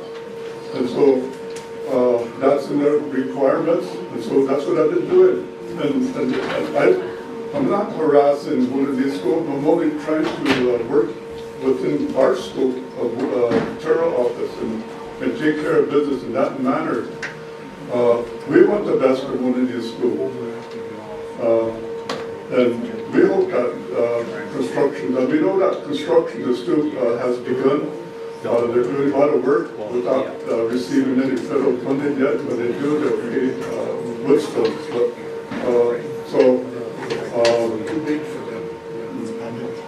That's just the summary of what we have to do. Anytime there's a complaint from any contractor, whether if Woodstone wasn't selected because another non-independent contractor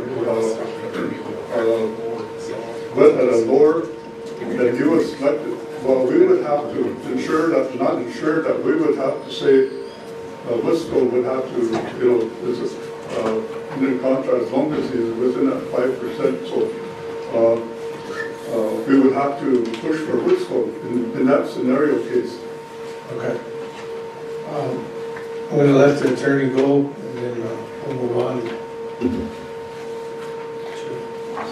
Mr. Simon, maybe you can answer that question that I asked.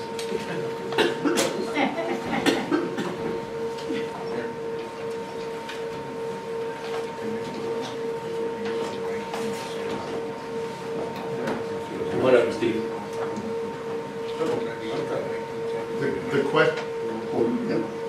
The question I heard you ask was the 39% high bid, the bidding process. Yeah. I questioned that also. The attorney, Jeff Collins, for the Terrell Commission said that they could do that. They could keep going back and forth under his interpretation of the ordinance.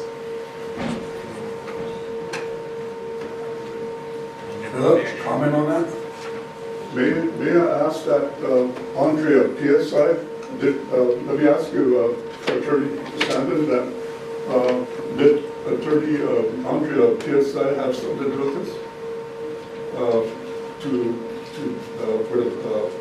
To tell Murdoch to do a higher bid for this project, and then also at what level did Woodstone give them an opportunity? I'm sure Woodland School did, but Woodstone. And so the other thing that I just wanted to report real fast, we got a document from Woodstone that says they don't need insurance or bonding on this, and I have this document from Woodstone here. But I just wanted to bring that forward. Performance and payment bonds, tax exempt, no, and that's primarily for Woodstone and Terrell, Tribal Employment Rights Board, that requirement is applicable, yes, but performance and payment bond required has no. This is from Woodstone, and I'm sure Mr. Sanders has that. Maybe Mr. Sanders could interpret that and so forth. But all I have to say is that we're enforcing the terror ordinance, and whatever happens, if somebody gets a complaint, we have to go through it, we have to deal with it, and our commissioners deal with it. And so whatever the outcome is, then I have to interpret that and try to not interpret that, but our attorneys interpret that. Whatever decision is right that they give, then I have to enforce those actions. So that's just the way I go, and that's pretty much what Carol's all about. So it sounds like there's a current complaint on that that's pending. I don't know if we want to deal with that. But I'm going to let Councilman Standing Soldier and Councilman Clear and Councilman Weston. Just a question out of curiosity, and this is from the printing of the Attorney Sandman. Now, why would you want to contract a company that you have no faith in? You claim that Murdoch isn't capable of doing the work, even on the housing, but you say they can do the housing. Are you just giving them a piece of the pie out of guilt, or can they accomplish this work? And Chapter 7:1 authorizes the TARO director to suspend or revoke certification when circumstances show a firm cannot meet requirements. So why is it even here on council floor when you should have took that action, Philip, a long time ago? If they didn't meet the requirements. Earlier, I did investigate that portion, and we feel that Murdoch does have the requirements because they completed Lakota Tech School. They finished the gym with electrical portions. They had more than 18 rooms, including classrooms in that school to finish. They completed the housing area. They completed the football field, all three areas. And I don't know about the school bus, and that was a good portion that I don't know who did that, but they have that capability to complete that.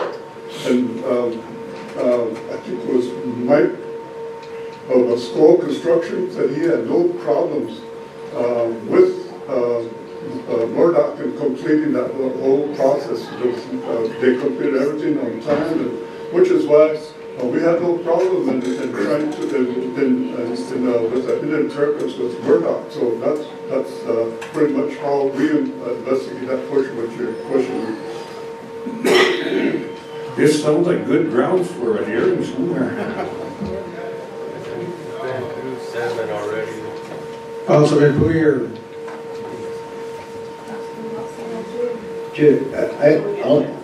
I'm in support of local control. Okay. But I don't know why we have to put it in an ordinance form. I think it could be in resolution form, that we support the decision of the Wounded Knee District School Board. They're the ones issuing a contract, because if there's any changes comes along, this ordinance then, or resolution, has to come back to tribal council because it's ours. That's the way it looks, unless we authorize it in this resolution to do it, but the local board should have those decisions already.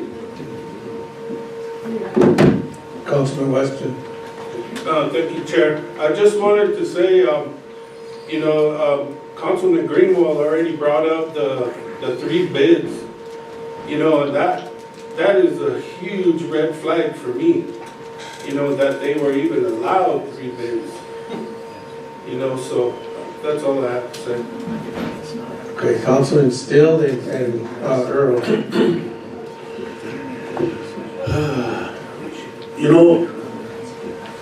I don't know why we keep referring that if we approve this, then we're taking responsibility.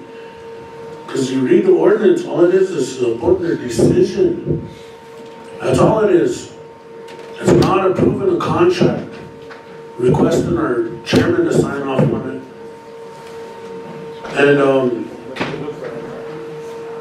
if this is the case, why do we even have bodies making decisions for projects?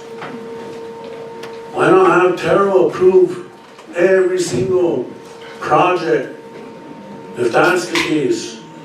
Because to me, this is crazy that they're even trying to be involved and dictate who we hire. At one point, it was stated that they wanted us to not go with this woodstone and approve Skull Construction as the lead construction group. But we continue to take away local control every single time. Our board members were all voted in to make these decisions for our school, not us. But unfortunately, it had to come here because of the bullying from Terrell. So that's why it's here today. That's why it's a different issue, because of the bullying. And Mr. Kelly laid it out why. Ever since one board member was refused in access of our school, problem after problem been occurring. So if it's a resolution that you want, then change it to a resolution. All we're asking for is this body to support our school board's decision. And if it don't go, then we go back to square one. But keep in mind that we're jeopardizing this timeline that we're on for our school. Because every time Terrell plays these games, it holds off on this project. Like I said, we're already 3 months behind. And we can't afford any change orders. From my understanding, we're on a tight budget with what we have approved. So I applaud our school board for making the decisions, because it is a tough position when you want something good. And I really don't appreciate Terrell, the way they're bullying our school. So all we're asking for is support. Thank you. Okay, Earl.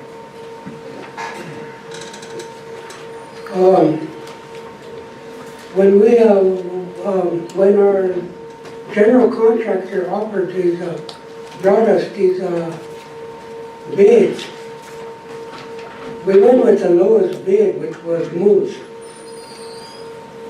And at the time, if you see that paper, the high bid was 11 million. We went with the lowest bid was Moose. That's when Terrell came over and started telling us. That's why we're under the assumption that we're local control and we make these decisions. And all of a sudden, Terrell is telling us what to do.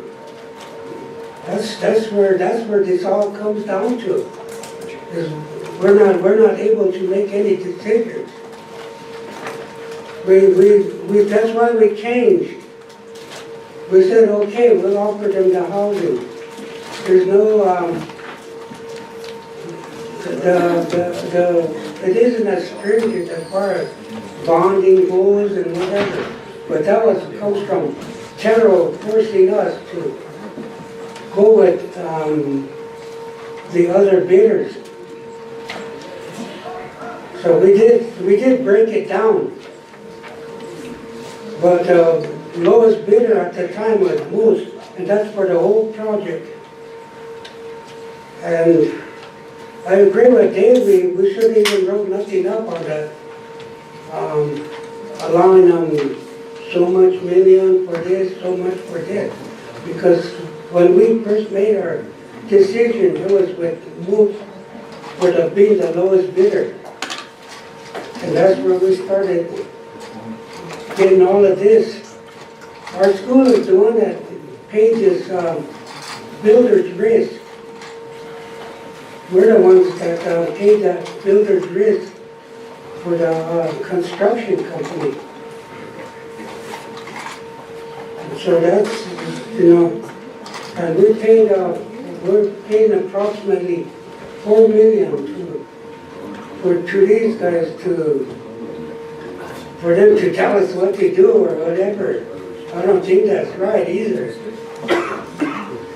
I just wanted to bring that up.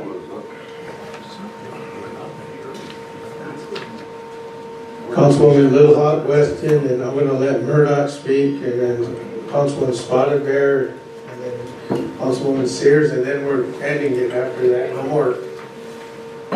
Thank you, President. And the attorney.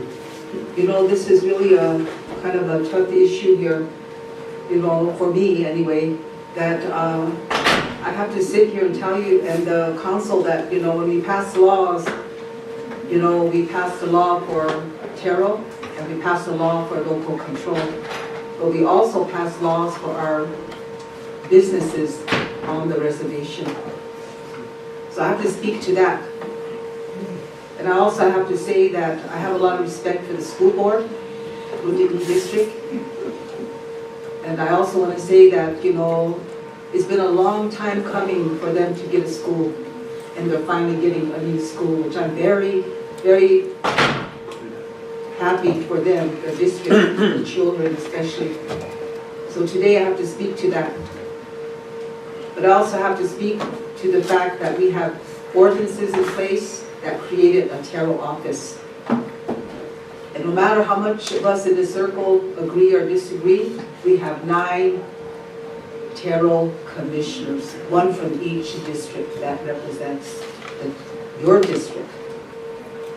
The Terrell commissioner that was kind of mentioned earlier, I know where that's coming from, but we also have to understand that those commissioners were appointed by our districts. So no matter how you look at them, they still are Terrell commissioners, just like we are tribal council, elected by our people. So I have to say that today because I really believe that sometimes we may not always agree to our laws that we pass, but we have to still understand that those are the laws that we pass. And I think that a couple months ago, we sat down with Terrell and had a working session on the Terrell ordinance and made changes to it. I was hoping a lot of us were a part of that today, that sat in there and went through that Terrell ordinance. So it's a hard job on both sides, and I can see that, and it's really making it hard for me to overstep that, because we are the legislators that created and put those laws in place. I always believe that we have to support our local businesses. Too many times they come in front of our committees and they're concerned about that. So I myself, feel that that's what we need to do. But again, this issue belongs with the district, the school board. And I don't know why it ended up here, because it really puts us in a bind as a council, because we have to make a decision that I believe they should make. They should work with Terrell, and I'm glad the Terrell director is here, because now it's come to the tribal council, and now he knows how critical and how important this is for the Wounded Knee District School. They want to move forward, and they want these issues addressed, and now we're hearing that there's a part of it that might be in a hearing with Terrell. So again, we have to be careful of that. But again, today, it's really hard for me, because I can see both sides of it.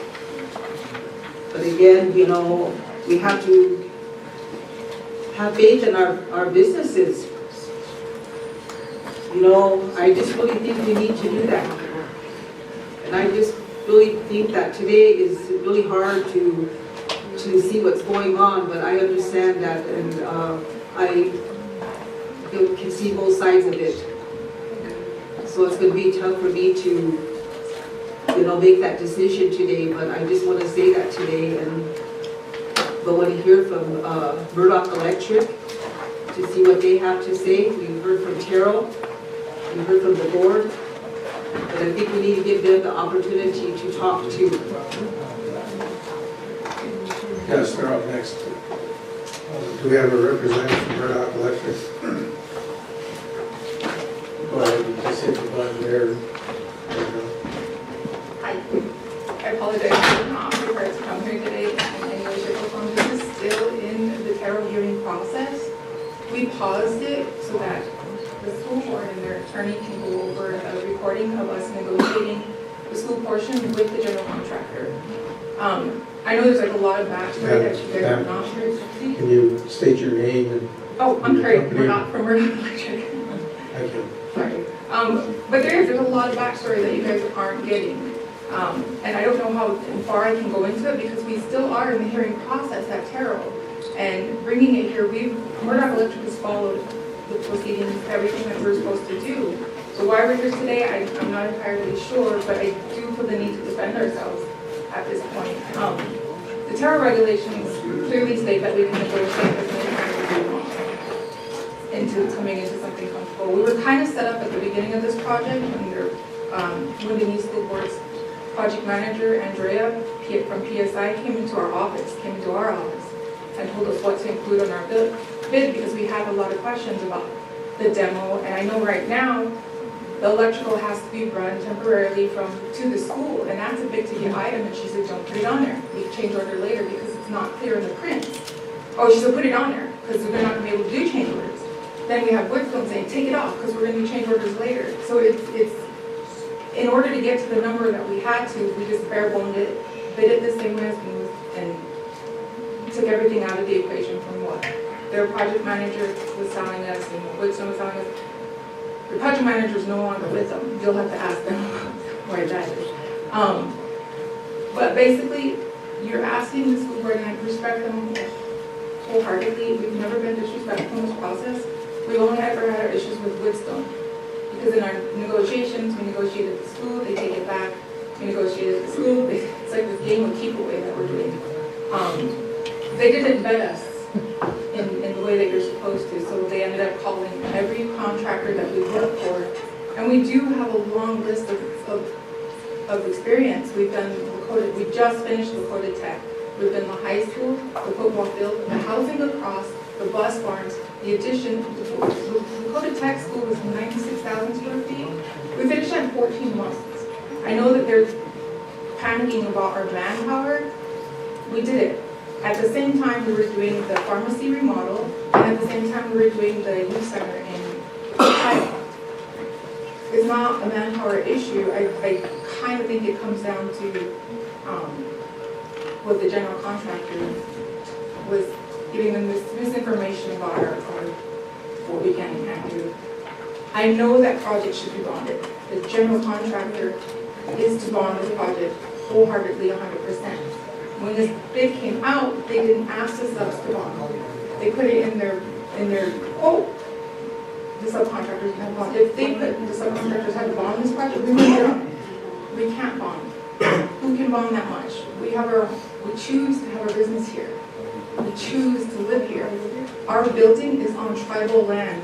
So when we try to bond, you own the building, but you don't own the land. Like, makes it a little bit more difficult. So the Terrell ordinances are written to protect us in that way, where we can find another way to do financial security, we'll do it. Which is why with the general contractor, Woodstone, we agree on 7.5% retainage, which means at $5 million for the school, they'll be holding 7.5% of that until we're completed. And we're doing joint checks, which is really standard in contracting construction projects. We do it all the time, we've done it every time. We've done it with Skull, we've done it with RCF, we've done it with multiple people. But I don't think the school board has the construction experience to be making these decisions. I don't understand why there's no, there's a project manager, there's an owner's rep, where's their stance at in this? Whenever, they do not have the experience, they didn't know our vetting, they didn't know anything about where we are. We're 100% native owned, operated 100% from here. 100% of our employees are from here. With manpower, we have 22 employees. And although we appreciate the offer of the housing, it's going to take 4 employees. The general contractor has been admitted that in his letters to the school board. It's going to take 4 employees to do his housing. So that, because of this game of keep away, we get the job, we don't get the job, we didn't bid on anything else. So now we're stuck. And I'm the one, this is not hitting anyone as hard as it is on us, the owners, because we're the ones that have to say, of our 22 employees, only 4 of you. We only work for 4 of you. The theory of economics is you get the work, you keep it local, you use local, they spend local. And we all know we're from multi-generational homes. If we lay off 18 people, that's not going to affect just those 18 people. It's going to affect their kids, their grandkids, this and that. We've been a part of every school project on here. We've done the nursing home, we've done the jail, this and that. We have an extensive resume. None of those jobs are on it, and none of them, we finished every single job we've ever been put on. Because our guys can do it. They can. And they're proud of it. And they're proud of their work. And they do really, really good work. And we are the only trade that gets inspected in the roughing process and in the final inspection process. We're the only trade. We've never had a fatality, anything like that. You can look at our OSHA record. We have no violations. Moose has fatalities on their OSHA record. Moose has multiple violations. And you're allowing that to come in to build your school? The school now, these kids are going to school. The other school is getting built. Wouldn't it be amazing if they saw their own people going into that school being a part of it, saying, my uncle works there. They're helping building that school. I have our employees go by, will put a text saying, we did this. They'll walk through there saying, we did this. We have guys put the lighting in here. We've done all winter construction on here. And you got the school board who has 0 experience in construction saying, they can't do it because they're getting advised by Woodstone, who, if you see their letters of recommendation, they're not really nice letters. And it shouldn't be at this level. We should still be trying to set Terrell. And I know, no respect to Dave Kelly or Garth, but there are Terrell ordinances here to protect us. And if either one of you were in my shoes, you would be asking for the same thing. You would be going to Terrell, going through those regulations, saying what applies to me, what applies to my job, what protects my employees. And let's get back to just the basic. It's a federally funded job. What are their regulations and requirements? Indian preference, all the way down. And it also states in those contract documents that Terrell requirements to apply. I don't know how more obvious it could be. We need to follow those Terrell requirements that were in place. We need to follow the federal guidelines. And I don't even entirely know if the school board is even getting sent the information that we're giving. And I kind of feel like they're being misled by the general and even by their attorneys. We shouldn't be here. He knows we should be finishing this out at our hearing, and now we're here. And he didn't even have the courtesy to let us know we had to hear on the radio. People calling us saying they're talking about you. So, I don't know, I don't know how more to get this across to you guys that this ordinance, if passed, is just gonna completely throw out the new preference. You know, everyone's now gonna come down here and say, well, so-and-so said our district did it, so they did it. It all basically comes down to discrimination of one person not liking us, one person not wanting to use us without properly vetting us. You know, if I mean, finding a project that we didn't complete on time and professional, I mean, you're basically saying we can't do it because we're native and we're from here, when you should be supporting your local native subcontractors. Thank you. Okay, Councilwoman Spotted. Thank you. You know, a lot of allegations and a lot of name calling was thrown out, which really conflicts with what happened earlier. And so if we're going to go down that route, I think we've heard several times that there's a hearing. And if there's a hearing, why is it here? I wrote down several questions, and what I would like to know, and we're led it to here, because as much as we all believe in local authority, we push it in our district as well. There's still ordinances that we still have to abide by that makes it legal and binding in the protection of the positions we sit in. So if the Terrell went by the ordinance, we can't fault Terrell. But if we're going to read from a script from the opposing, then it already spoils what your opinion is on this matter. Because my question is, we've been mentioned in here by Indian. Well, what's the priority, by Indian or lowest bid? And then also precedence was set. If one company established their work through their capability for one of our largest schools on this reservation and housing, I mean, precedence was set. And then a local authority, does the general contractor negotiate? And who do they negotiate with? The school board and the subcontractors? Those are all questions that should be answered. But I feel this should be finished the hearing process. There's a timeline, and the longer we hang on to this, we could potentially affect our oldest school on the reservation from being renewed. It's a struggle. It's something that we fought for the last time I was on council, and 5 years later, it's still a fight. So if there's a hearing, I'm not sure why the council is hearing it, because now it's tarnished our opinion on the matter. Because now we're essentially having a hearing as we speak with all the parties here, and I believe there's some that are missing. So I don't know if we're gonna go through with the hearing, because in the past we wouldn't hear it this far into the conversation if there was an open hearing. Yeah, I'm gonna let the attorney go next. Steve? Okay, so I'm hearing about this for the first time today and haven't had a chance to review the documents.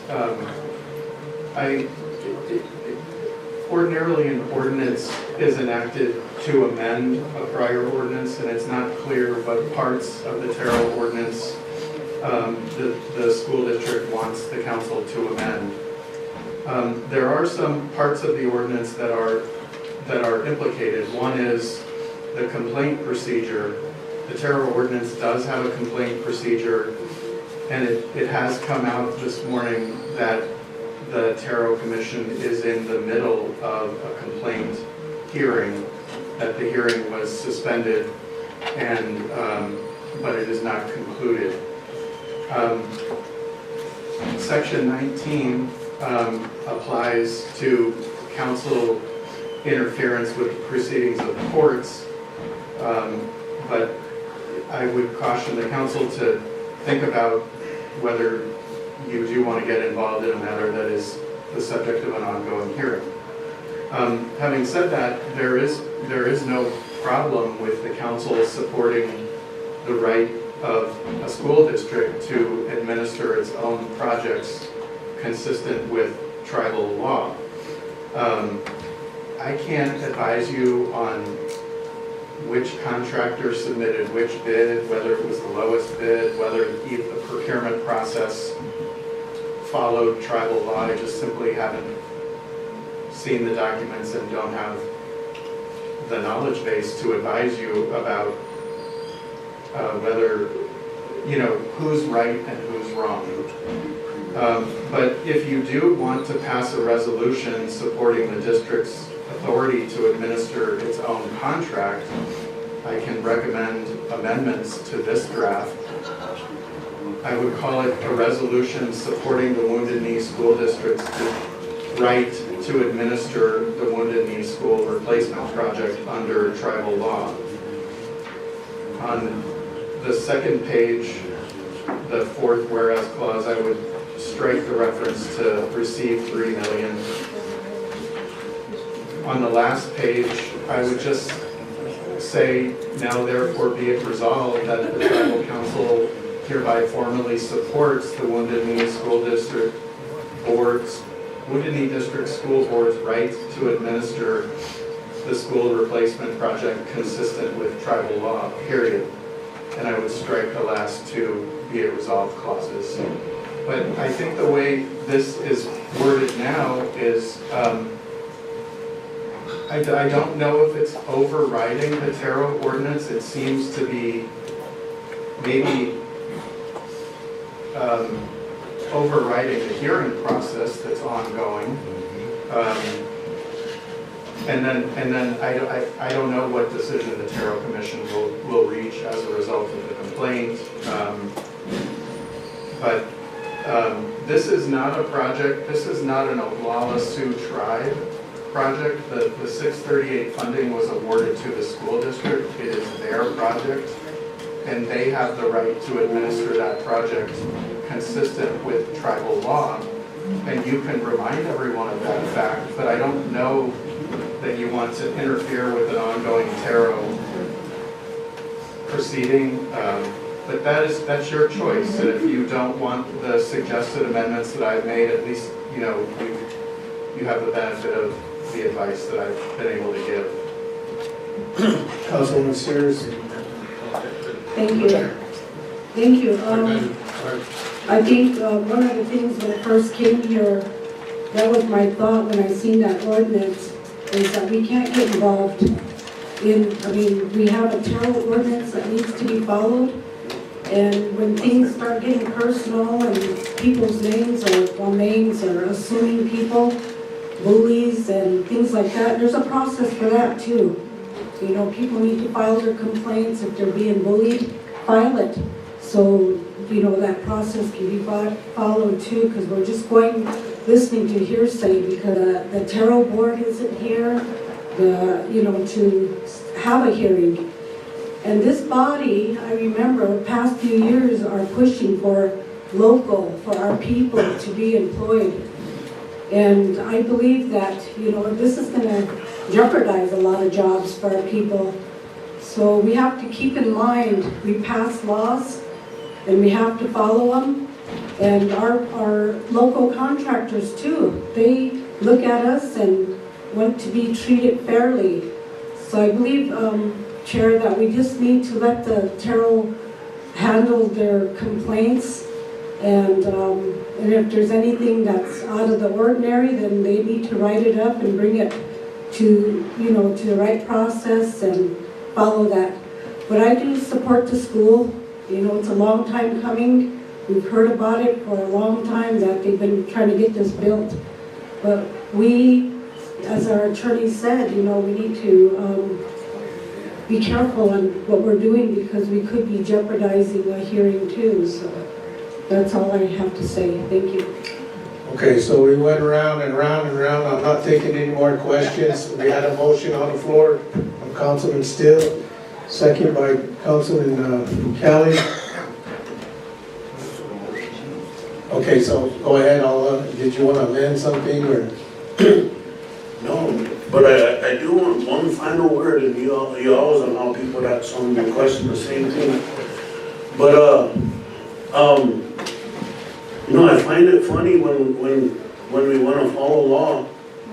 You know, it's there's times this body made decisions to put individuals back to work and really overlooked our personnel policy manual. But now that it's an issue that ain't in your favor, and then we want to follow the law. Well, you know, every single one of you, when your constituents and your people bring you stuff, you guys fight tooth and nail for that, regardless of what's scripted in laws. And so that's all we're doing, is supporting our district and supporting our school board. And quite frankly, I think we undermine our leadership back home when we sit here and we start questioning the district's decisions. And so no, I'm not going to change anything, because my district's the one that supported that ordinance and brought it forward, just like my school board did. And time again, you know, I find it funny when we want to follow tribal law. But those same issues, when they're in your lap, you overlook them. So if it fails, then it fails. But we're really, like I said, undermining our board and our district's decision making. Okay, thank you. Secretary, roll call. Clarification of document, is it going to be an ordinance or resolution? It's a resolution and it's to support. As is with, that's the only amendment? Okay. No, without, I'm running it with the way my district asked me to do it. Can we read it for the record?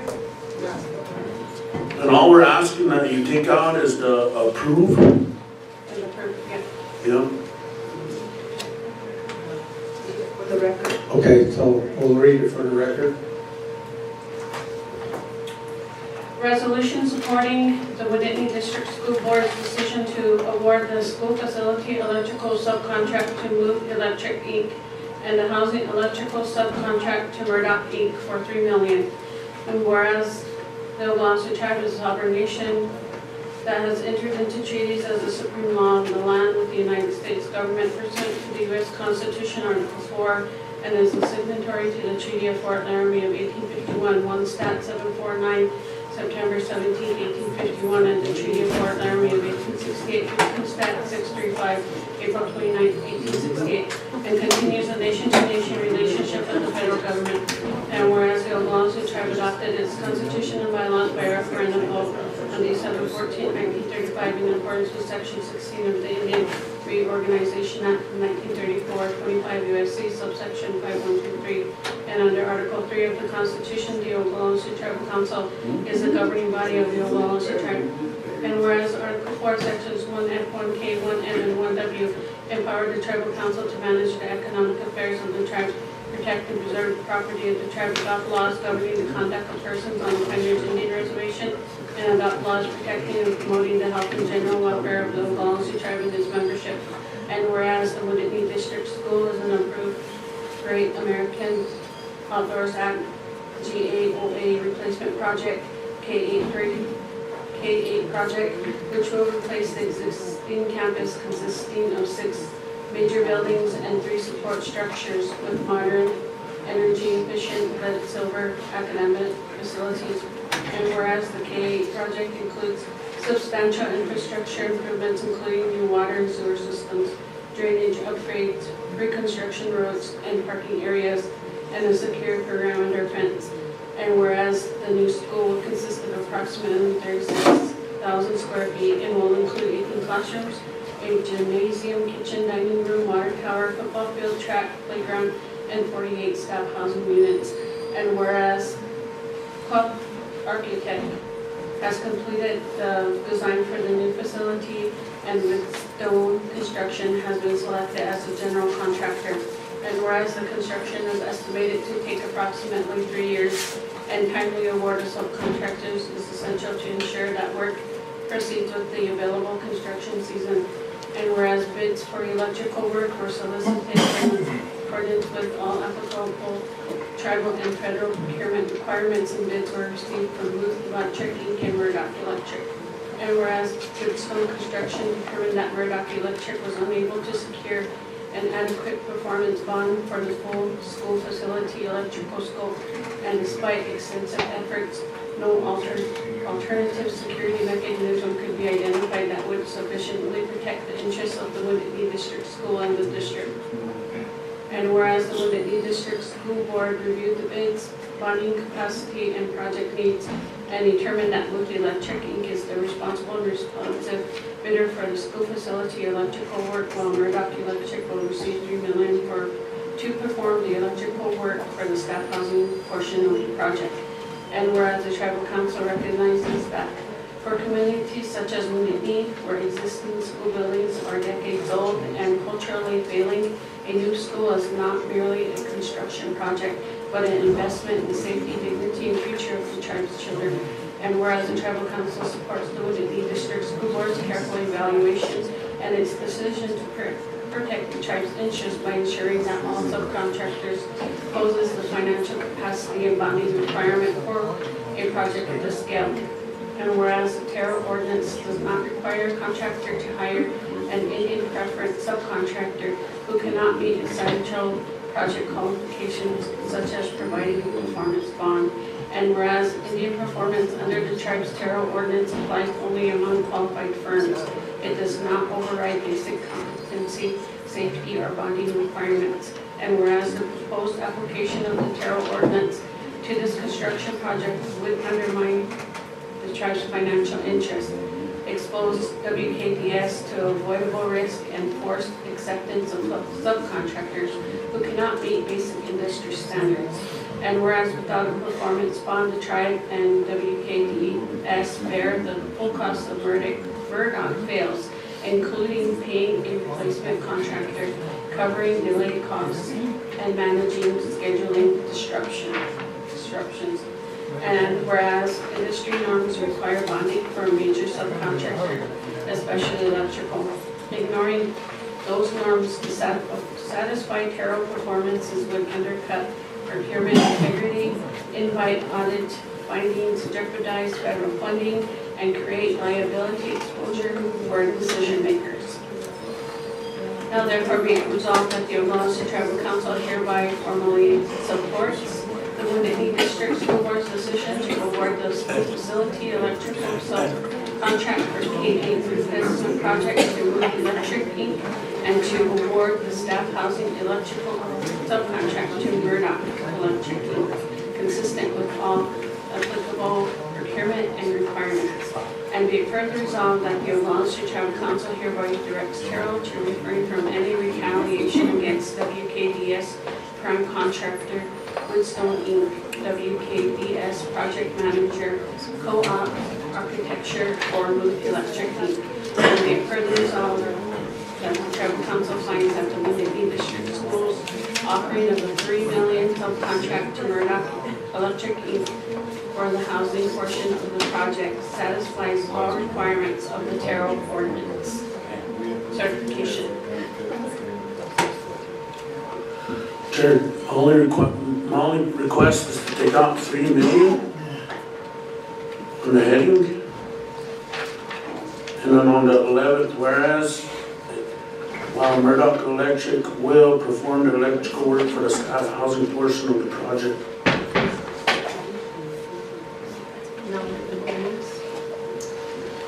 Okay. And then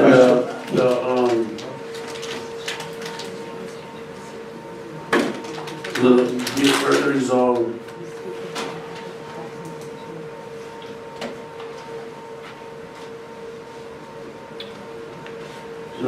just where it talks about $3 million, because those prices might change and we don't need to change the resolution we should leave that decision making up to the school board.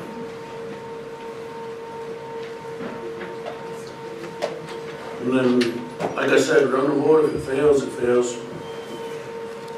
Councilor Poirier. Should we put something in there because it has no effect on the, isn't it in the hearing process now? You can add that in there. Yeah, put it in there, something for it don't affect them. The hearing part.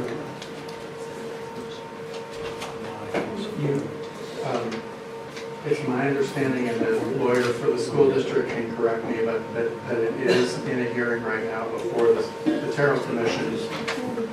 And by enacting this resolution, you may be deciding one of the issues that is now before the Terrell Commission. So if you were to say this will not affect the hearing, I'm not sure that that's correct. If you're actually deciding one of the issues that is in front of the commission. But you can hear from the school district's lawyer on that issue if you'd like. So I don't want to affect the hearing. I mean, just, I don't know if he wants to talk or not. You want to respond?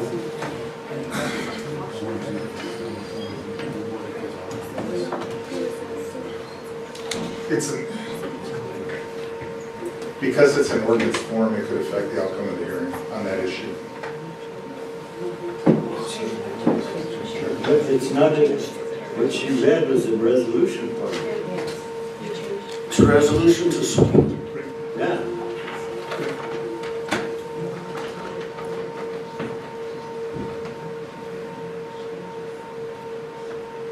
Did you want to say something, Phil? Well, is this an ordinance or a resolution? I don't know the changes. It's your resolution. Okay. I think your attorney suggested some resolution format changes and then they weren't taken. Yeah. So it's causing confusion.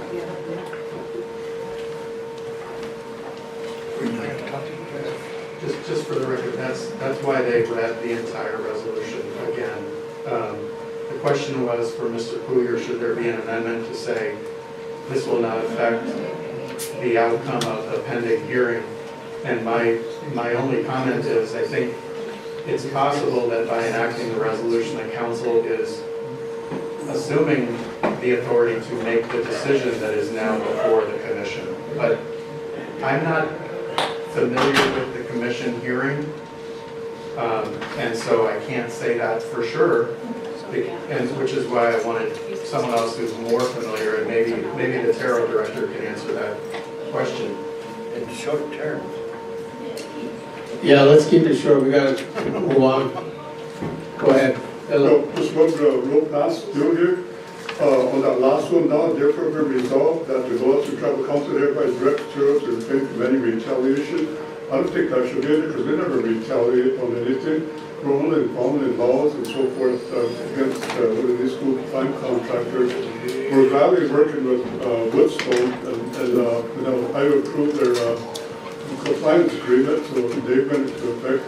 And so whoever's aboard, we're more than glad to, but the only thing my compliance officers would be doing is to ensure that they hire our local crew down there, whether it's in Woodley or whoever else that comes in to apply for jobs. I'd rather not. I'd rather keep that in there because it's easy to stand there and say that. But when your board's in their little authority, there could be a different outcome. So I refuse to take that out of the resolution.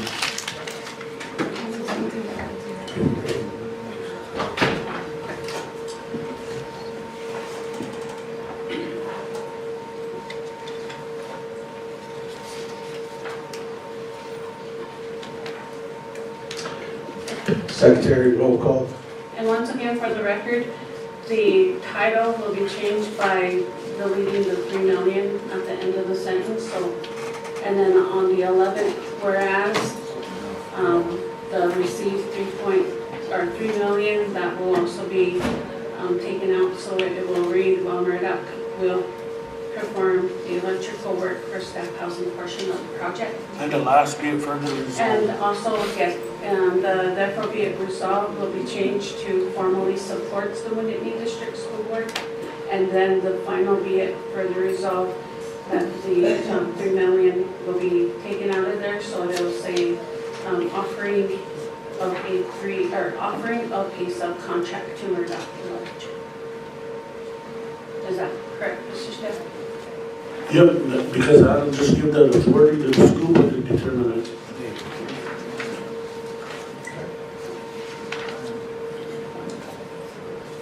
Craig Dillon? Votes yes. Don Riddle? Anna Halverson?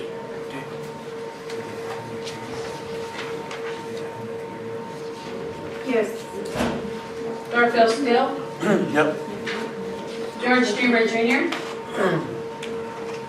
Due to it still being a hearing, I'm not voting. Lyle Weston? Same reply. Not voting. Sonia Little Hawk Weston? Not voting.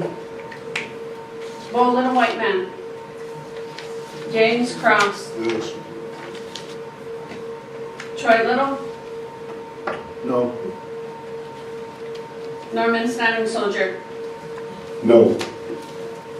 Tyler Lunderman? No, abstain. David Poyer? Yes. Blaine Little Thunder? Good. David Kelly? Yes. Jeremy Beef Randall? No. Richard Greenwald Sr.? Not voting. Julian Spotted Bear? Not voting. Jackie Sears? Yeah.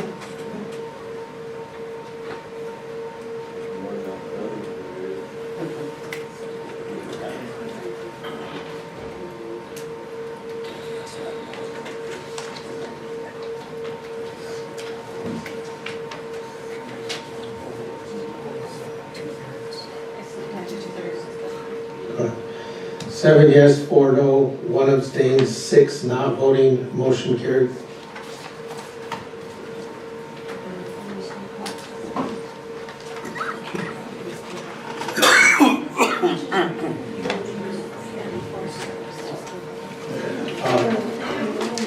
Mr. Kelly, was that it for Wounded Knee? Yes, sir. Okay, so I do believe lunch is ready. Go ahead, Councilman Steele.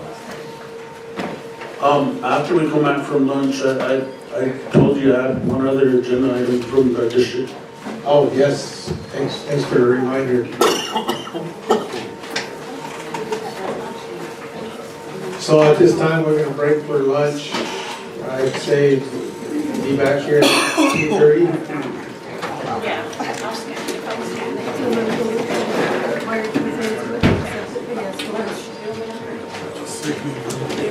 Oh, I'm sorry, let's do a meal prayer here. Councilman Little Thunder, can you give us a meal prayer?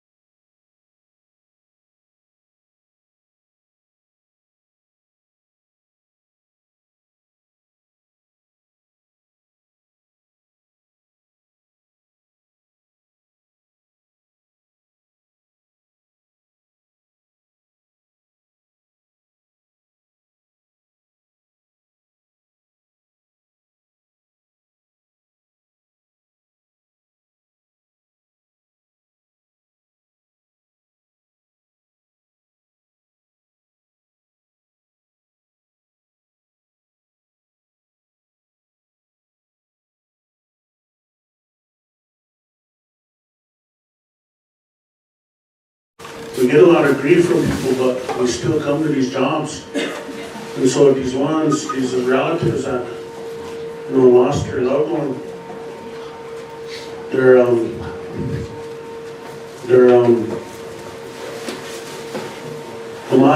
I also asked Lyle.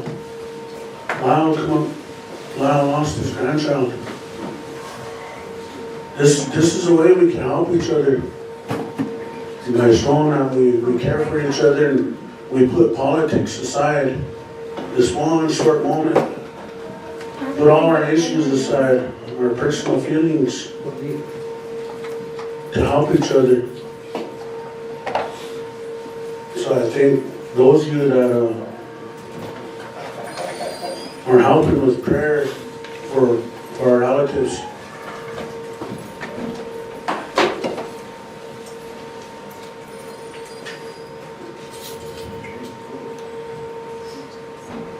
if there's anyone else that want to say a few words, maybe you could say it while we wait for James. But like I said, this is our way as your colleagues, as your brother, your sister, of helping in this way.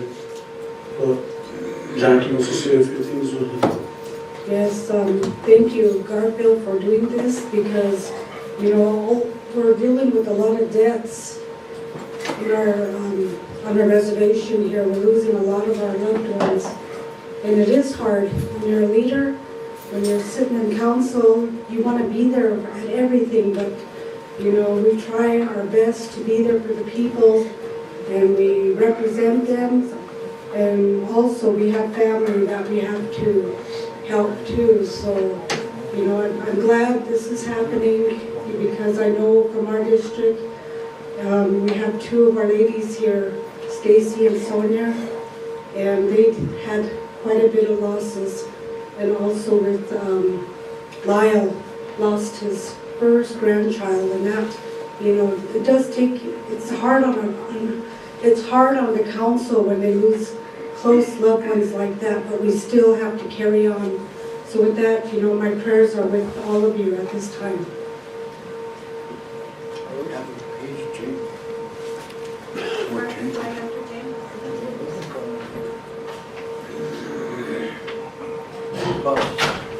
Tell security to page change.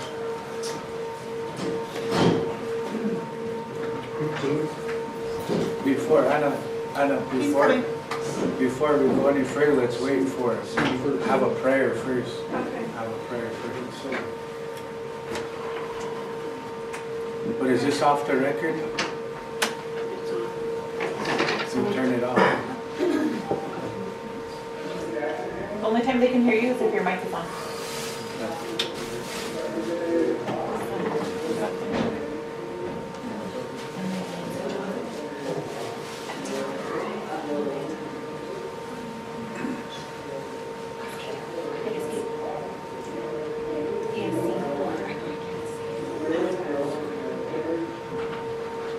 We'd also like to ask Cubby to come forward. He lost his uncle during the horse relays.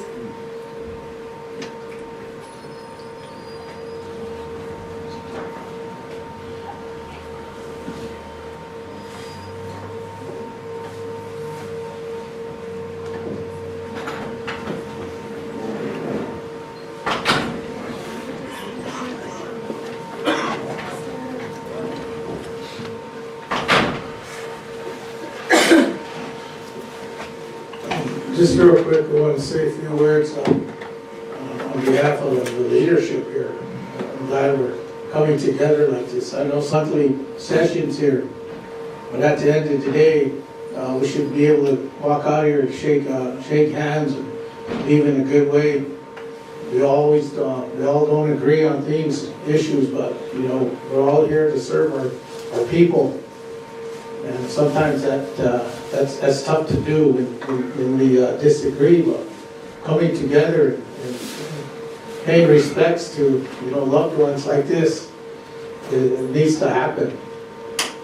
So we walk out here and we walk in a good way. So I just want to say thank you to everybody here for taking the time out to do that. It's much needed. Open up.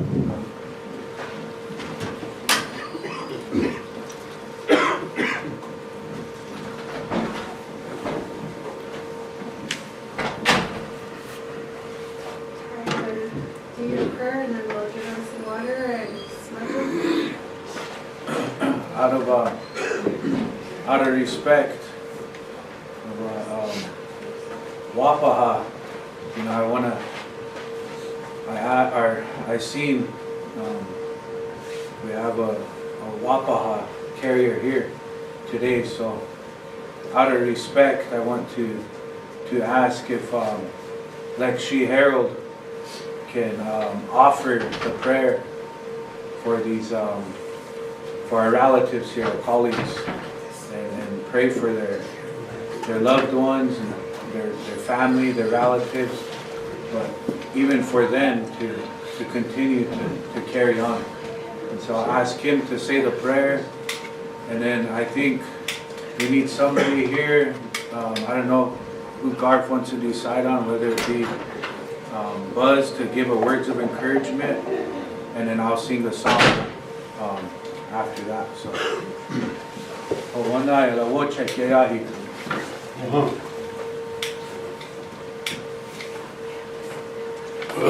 Am pentru că le vital cu el bililot ni tu epiki ni we kaluza anki oit khachana unchishi hekta kia le oyate wokuze kimiki apiu khachel mayani oyate woka ki jehel na peluza pina khokata kia uchoin chalkhekila zata yupiki ena echa ouye kile iwashte pikta echa Poheu am pentru că le lece wakanthanka wakipana wawoki wakila te hoeche daku otechike ki he tumayuna wawoki wichar te wichar washigla ki otechike lo heu lece ichu potungashi la wakanthanka unchima katwana khotanu kechi na tkhati topa hui kampetu ki le oikha chat khumni shi wichai apiuka otakuye na otakuye Wichoni kigana kapiki otechike lo heu oswelio wana ochloke wajio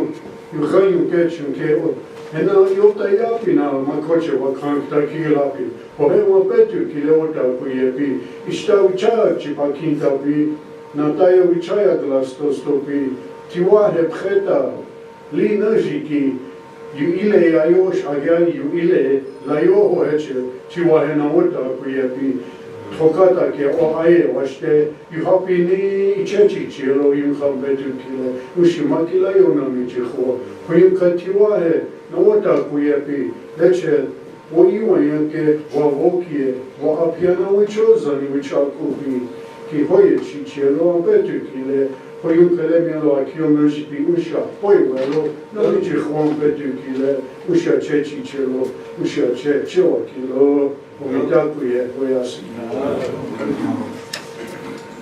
ask relative Ed if you give the words of encouragement to our relatives here, and then we'll have Misu Tai sing a song for our relatives. Oglala say that this afternoon prayers to all our relatives and lost loved ones here, and it's hard there, and I want to thank everyone in the past. One thing I'm very proud of for us is that we do things like this. You know, we still have prayer, we still have prayers for meetings, you know, and it really, I think it's really good. We're still holding on to that, but I just to say that the prayers are with you and the lost loved ones and all the other tribal members. We lost a lot of tribal members out there, families that lost loved ones. And so just ask you in your mind, when you pray, continue to pray for the whole tribe, that we may be able to continue to be strong. So with that, I just also want to say a quick prayer too, so for us here. Lord, Kashle, Alberto Ruta, Yaku, Boku, Kasle, Actually, Tiwa and Kla. Not yet. And Kla, way at the key. Not yet, kasla yhä omlaatuna okia puutu kasla sawachin on kirkot chonki chonki shagia puutuna kujapi tuona mahonsan chatashiji hacha okia puutu kasla okila changa ichi puutu. You know, as a circle, you know, there's no words or no songs in this universe that can take this pain away from you. But as a circle, as a family here, we can be here for each other and lean on each other to get through these hard times. And so that's what we're doing here today, to help our relatives. So I asked Misu Tai to sing them a song, and we'll all come up and give them a hug. I hope. Before I sing this song, I just wanted to be able to give my condolences and my respect to each and every one of you and your families. It's never easy, losing loved ones. But I'm glad that we're able to do this today. It's very good that we implement that wotakwe and the relatives helping one another. We should to pity one another, help one another. We may have our own families at home, but when we come here, we're a family here also. So like it was being said, we might come here and meet on things and have different opinions, but at the end of the day, we're relatives. So we wanted to be able to do this today and put a prayer in place and some words of encouragement to help and hope that it nourishes your spirit and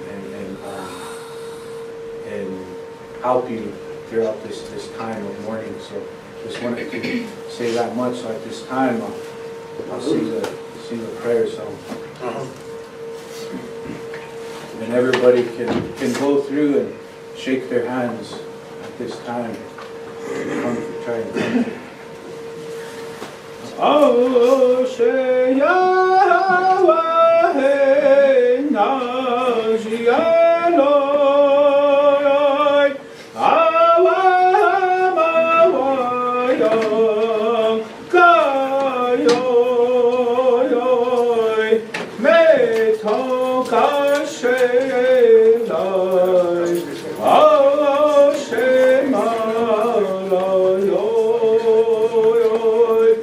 Oh, Shemalayoy, hey, oh, Sheyahweh, Najialoi, Awawayom, Kayoy, Metokasheloi, Washamayoyoy,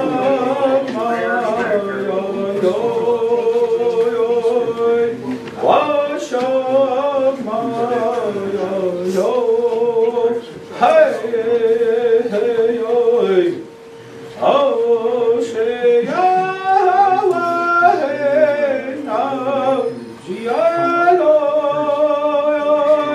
Awamawayom, Kayoy, Metokasheloi, Omakeyoyoy, Omakeyoyoy, ayoy, oh, Sheyahweh, Najialoi, Awamawayom, Kayoy, Metokasheloi, Oh, Shemalayoy, Oh, Shemalayoy,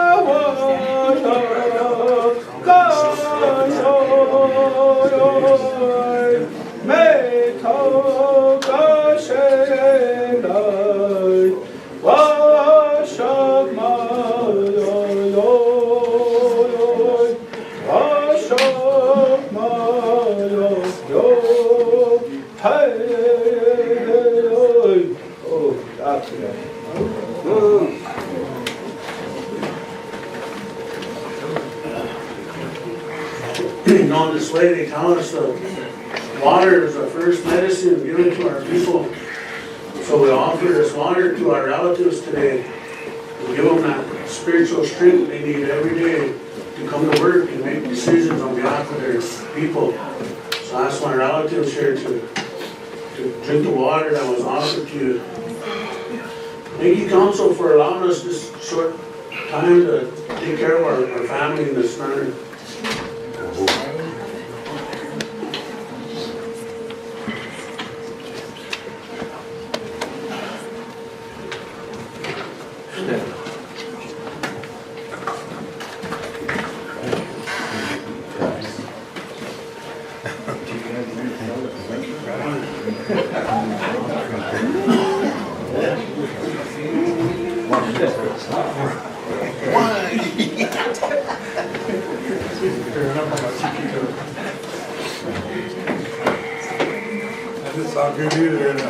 Don't want to see those quilts at AIDS afterward.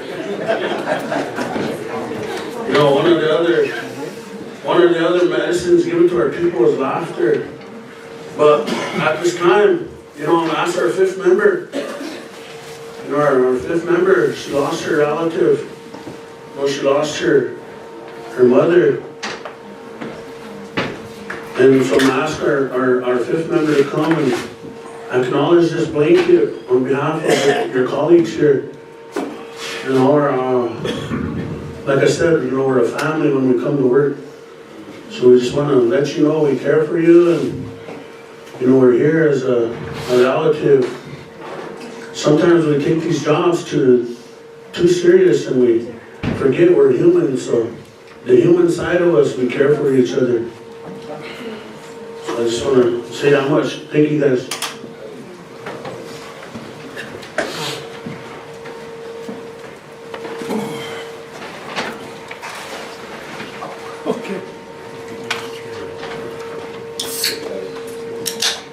Put the boxing gloves back. Mr. Chair. Go ahead, Councilor Cross.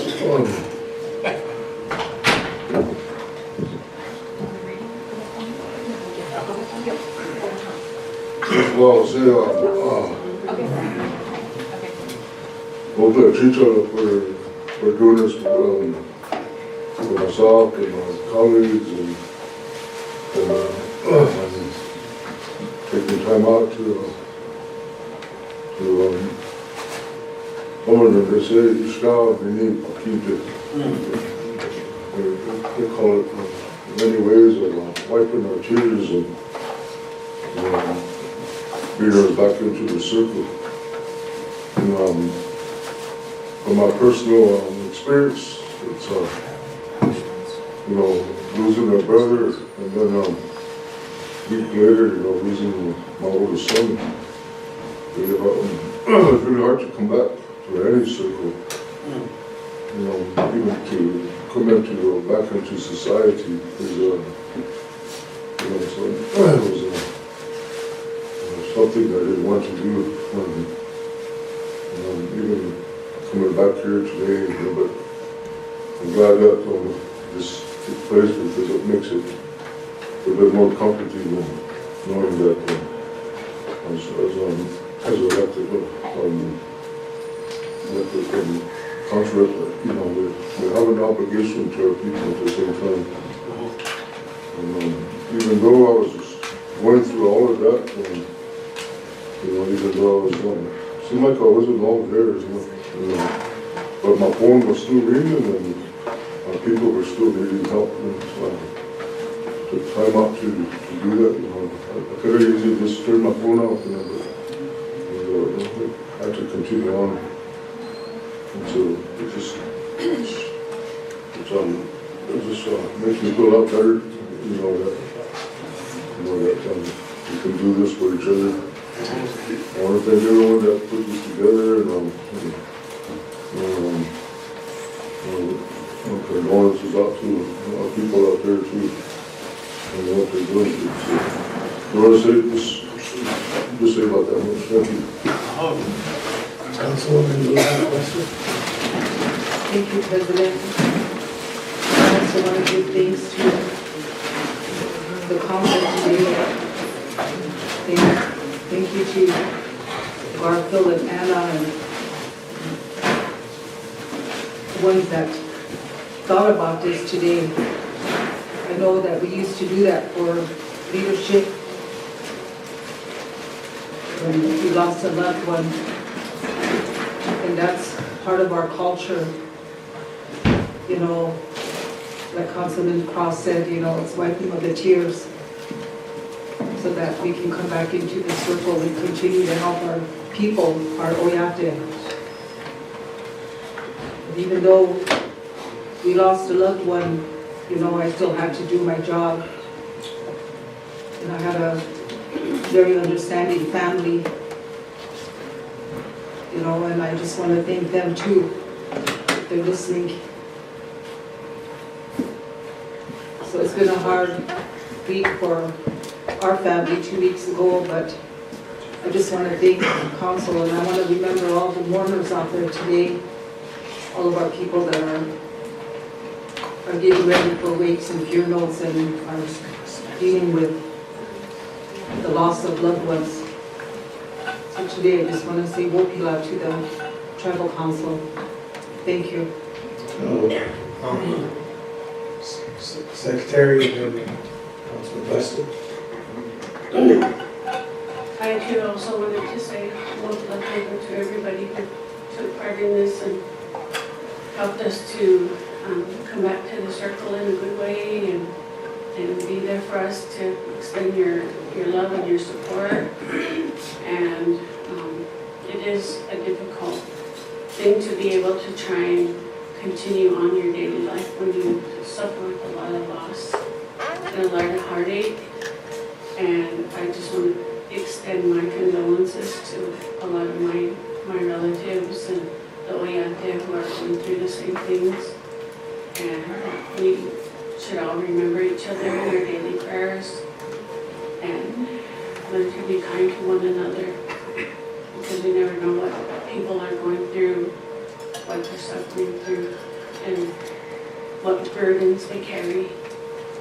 And I just wanted to say thank you again for remembering me in this way, and I wish you all many blessings to your family and good health. We hope that we can continue to move forward together.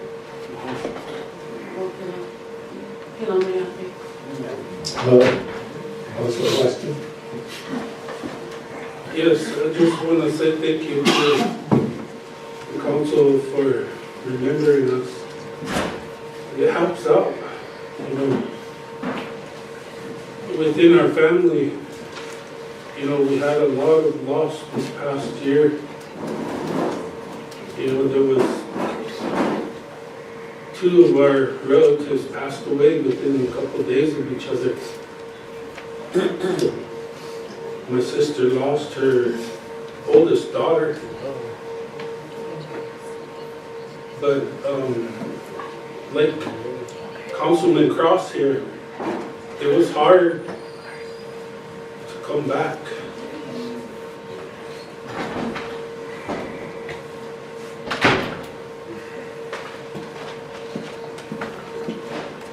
But this is what keeps me going. And I do thank everybody for remembering us. And I want to send out my deepest condolences to everybody. Each of us Mornings in our own way.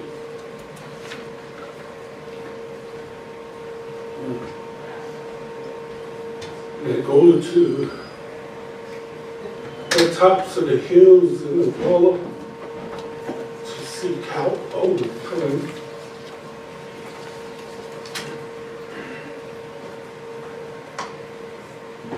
And I know it's hard for everybody, but this helps. Thank you. It helps out a lot. Oh. Councilor Goldsberry. Thank you, Chair.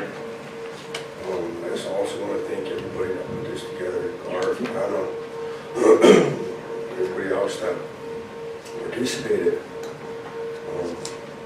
Wasn't feeling too good today. I'm getting over a chest cold and this made me feel better. I haven't been doing too good lately with my mood. Gloomy days really brings me down. I want to thank you guys for helping. This is an uplift for me right here. Come this circle, sometimes we take the job too serious and start fighting with each other. Sometimes you gotta kind of put that to the side and come back together as a family, we ought to. And kind of thank each other, let each other more, and ask us how we're doing and how's your weekend. Not take this job so seriously. We're human too. That being said, I just want to thank everybody that helped put this together. And everybody at morning. I just want to say I love you guys. It gets tough some days. Thank you, Chair.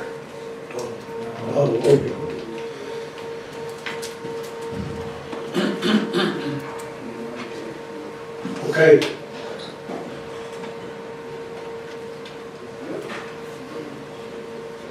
Okay, we'll move on to our agenda here. Did you want to say something? No, they're not for the district? District. Yes. What did he- Yes, we left off at when you need there, so go ahead, you had an agenda. So, one thing that, the district, wanted us to address is the bootlegging of vodka in our communities. If I could look back in the last couple of years and think about all the young relatives that we gave back to Mother Earth because of this alcohol, there's a lot of grieving mothers, grandmothers, grieving fathers, grandfathers, siblings, children. The hardest one is seeing children left behind. And we brought this up in Law and Order. But for my district, I had a mother cry out for help last night because they're bootleggers. And there's no help for our people at times, especially at times late at night.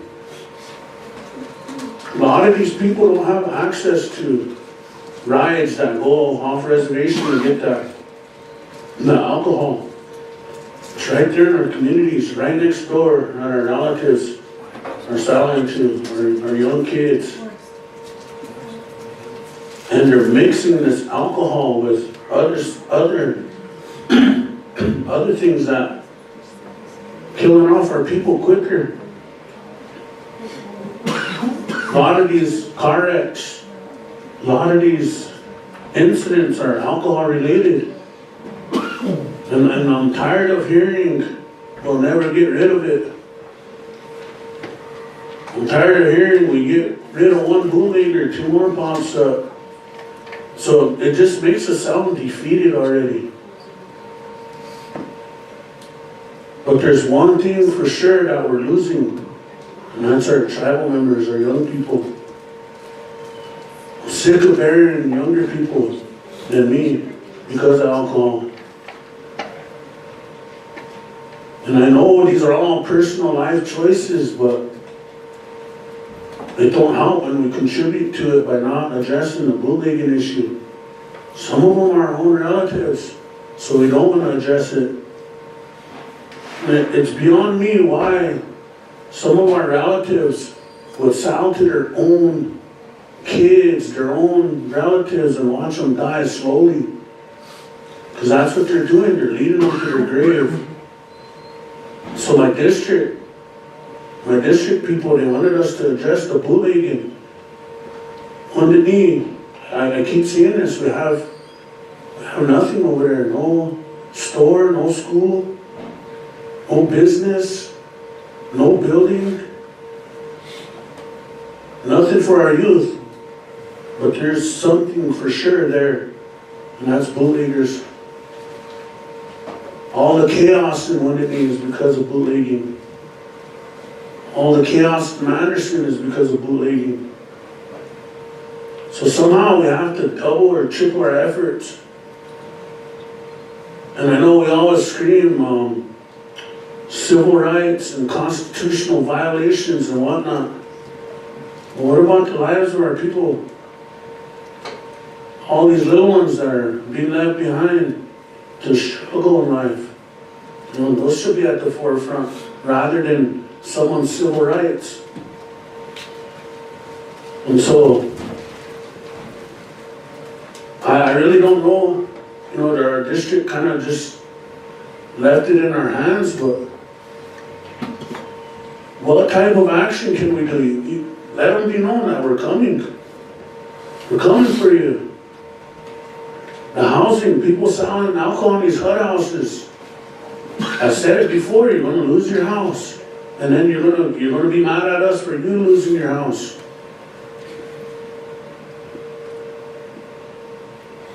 There has to be some other way to put food on the table rather than alcohol. Because you're killing your relatives at the same time. So, you know, I do need to entertain a motion directing our Law and Order Committee along with our housing and our law enforcement to meet and come up with a solution to address this bootlegging and really enforce it. Really enforce it this time. And put the lives of our younger people at the forefront. They say you legalize alcohol, you're gonna have people all over the streets, every corner. That's happening right now and it's not legalized. Why? Because there's bootleggers we're not addressing. So Mr. Chair, that'll be my motion, is directing law and order to get with our housing, law enforcement, and our courts, because when law enforcement was arresting these bootleggers, they were being released by the courts because of whatever those issues are, let's tweak them. Let's find whatever that issue was and make it better where they're not getting let out. Are there any other people popping up? I know it's going to be a tough one, but at the same time, it's going to be better off for communities. So that'll be my motion, Mr. Chair. The Director Law and Order Committee, along with law enforcement, and the courts and housing, to bring back something at our next regular council meeting. Okay. So we have a motion by Councilor Steele, second by Councilor Greenwald.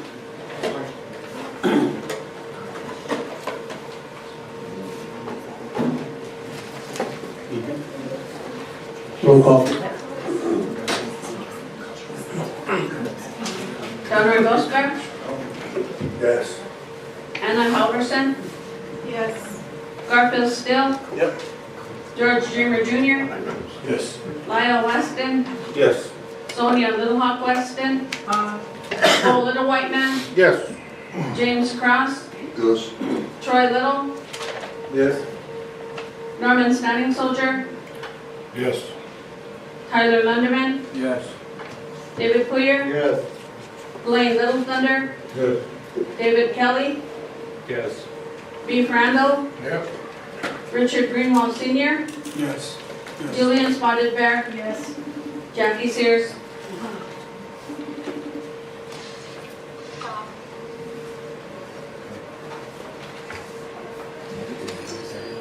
Unanimous, 18, motion carried. Good.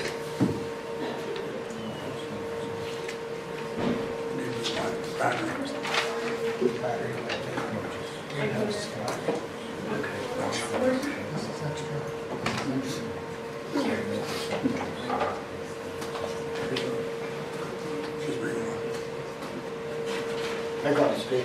Oh, okay.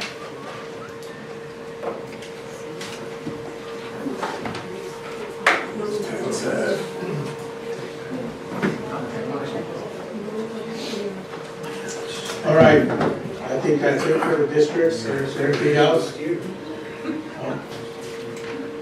Okay, moving on to our next agenda item, banishments. I don't see none. I see any? Chair, could we do the Forest Service? Yes, that's our next one here. So at this time, I'm going to give the floor to Councilman Puyer. And Just check all of them.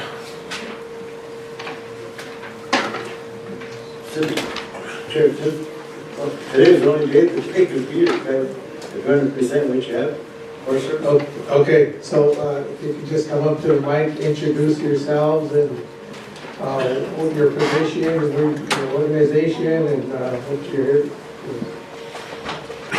And also, we have the THPO here, Mr. Ruben Weston.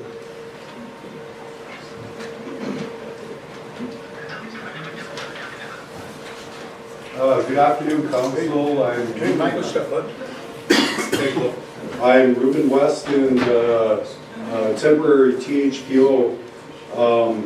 So just a little background here. I was in contact, I'm always in contact with agencies like this as far as tribal concerns, and so we had this meeting scheduled for today, and initially I asked President Starr comes out if he could attend this meeting, and it just so happened council was going to be in session. According to ordinance 1011, the only bodies that are able to conduct government-to-government consultation would be council and or President Starr comes out.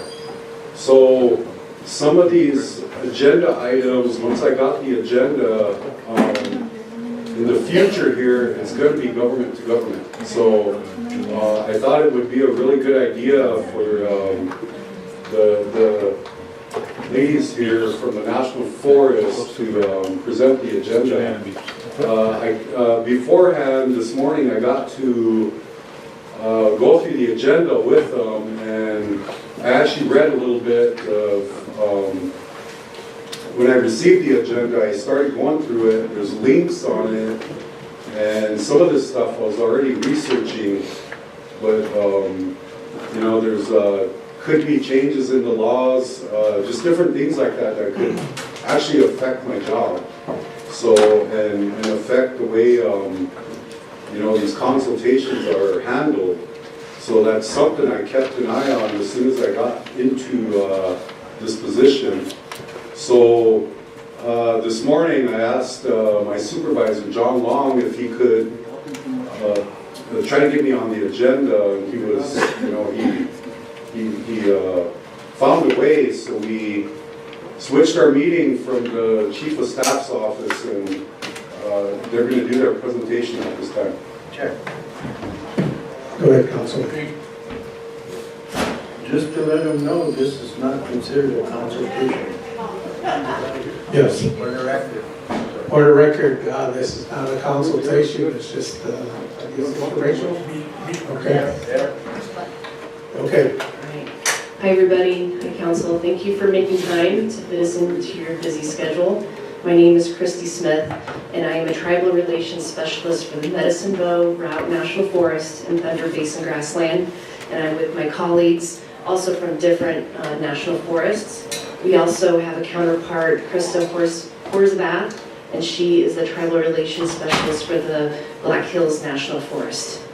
So we're here today not as consultation, just to share information, and information that you want to share with us. We're taking notes and we can share it with our forest supervisors, who are our decision makers on our forest units. We're each going to cover a general topic. I believe you all have the agenda, and then we're each going to share information pertaining to our specific forests that we're representing. So once again, my name's Christy. I'm with the Medicine Bow National Forest, Route National Forest, and Thunder Basin Grasslands. And the topic that I'm going to cover is the Cultural Heritage Cooperation Authority, and this is online. It's for the public. I believe you have a link to it. And it's basically our guidelines that that pertains to various information and issues or concerns that as tribes or tribal members, how we can cooperate and work together. And it covers reburials of human remains and cultural items on Forest Service lands, temporary closure for traditional and cultural purposes, providing forest products free of charge for traditional and cultural purposes, and a prohibition on disclosure of information pertaining to reburials, sites, or resources of traditional and cultural importance, and protection of all reserved rights to use National Forest System land and other public lands. So once again, this is a very useful document that we use a lot as a guide, and it's open to the public and to you as well as a useful tool. Okay, so the Thunder Basin grassland is kind of the reason why I wanted to meet with Ruben. And we have a lot of oil and gas development that's going to be occurring on the Thunder Basin grassland that I definitely wanted to let Ruben and the president know about. So we're hosting a site visit on the Thunder Basin Coal Company, their contract permit area, on April 1st and 2nd. And I believe the president and Ruben received that invitation yesterday from the forest supervisor. And so oil and gas development is, they say it's coming. We have over 100 expression of interests on the Thunder Basin, and there's lots of things changing. It's fastly moving forward, and we're trying to stay ahead of it. And my job is to facilitate the information so that you as a council can make informed decisions. So I'll do my best to share that information through Ruben and the president. And then we hope to have an in-person consultation meeting in the fall in partnership with the Bighorn National Forest as well. And with that, I'm going to hand it over to Bridget Guild. Good afternoon. Thank you so much. My name is Bridget Guild. I'm with the Custer Gallatin National Forest. I'm in the same role that Christy plays, which is Tribal Relations Specialist. I wanted to highlight a couple of projects, specifically the handouts that you just received on the Riley Pass CERCLA project.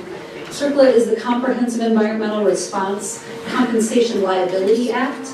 That project's been ongoing, I believe, since about 2006. It's a multi-million-dollar, multi-year project where we're reclamating a uranium site. And this is happening in actually one of our districts on our forest is called the Sioux District, and it extends into South Dakota. Just east of Camp Crook is our most eastern portion of our forest, and it's called the Slim Buttes area.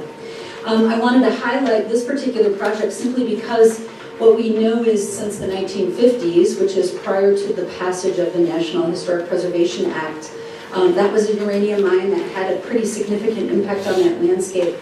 We don't know what cultural resources were underneath those mining sites, mostly because the waste rock that covers that area is what we're working to remove to reclaim that landscape to be safer to use and to utilize. So what we know about that site, and that I wanted to really point out, is that, gotta get to my notes here, there is 23,000 acres in the North Cave Hills area. In that location, there are over 500 cultural resources, but of those 23,000 acres, it's only 302 acres that have been affected by the mine. So there's still a lot of resources out there and a landscape that is still safe to utilize. We're making efforts to identify resources within those areas that we're reclaiming so that we can avoid those cultural resources. We've had several site visits recently where we've had the Standing Rock archaeologist, Tyrell Ironize, join us. And then also we've had Oglala Sioux join us out in the field as well to help us identify those areas. We've been able to get a traditional cultural survey done as well so that we can further identify what resources are in that area so that we can avoid. The handout that I provided does have a few missing pages. We removed the location of cultural sites there. That's information I share with our TIPO offices. And then we are trying to encourage more government-to-government consultations. So one thing that we do have coming up in May is a site visit down in our Paradise Valley, the Yellowstone River Corridor area where we have some vegetation management projects happening. I'll extend that invitation to President Stars comes out, and then also to Ruben as well. And that's in May. We have a couple of travel days built in, but it's a one-day meeting day and then one day out in the site in the field. One other thing for the national issue I wanted to make sure I share, and I'm going to share this with Mr. Harold Salway, is some funding that's available through the Wood Innovations Grants. That opportunity just came open in February 18th, so I'm trying to make sure I share that. There are 3 different funding components to that, one of which has a no match obligation, and I want to make sure I get this correct. And with that, it is specifically for wood products infrastructure assistance, and it is a minimum of $50,000 with a maximum grant of $2 million. So that can help with things like a logging truck, a sawmill. It's a pretty big opportunity, and so I'll make sure I share that with you all. And again, it's something that I can't speak a ton to, mostly because it's our grants and agreements. Yes, sir? You have a question? Yes. I think all the questions will revolve around the safety. You say 2,500 acres, 302 are unsafe. How unsafe? That's a great question. What we recognize there is that there's the mine waste, the waste rock is sort of spilled over, and so the goal of the project is to remove the waste rock. As they're doing that, part of the safety is the putting additional scoria on top of the road base so that as people are driving in, the dust from that wouldn't then be a problem. We do have a safety with our mining, our engineer that's the proponent of the mine or the project, so he is the point of contact for us. And one of the things we're working on doing is ensuring that when we go out, we are doing safety talk prior to going out into the field, and then also working to, as we remove that waste rock, that's taken somewhere else, they cap it so that it's not going to continue to go out into the field. And I'm happy to share additional information that would provide a little more. So uranium is safe as long as it's buried deep in the earth.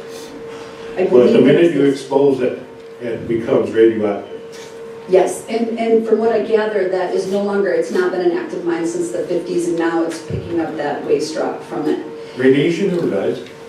No, sir, and I don't think that we do have Geiger counters when the folks are out in the field, the folks that are working to reclimate that site.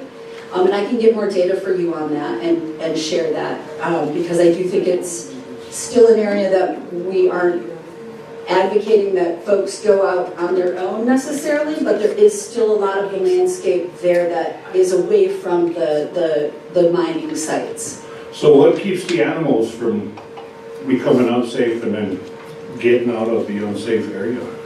I don't have a good answer for that, sir. I can definitely get you that information. What we know, there's turkeys, deer, so there are a lot of folks in that area that go hunting up there.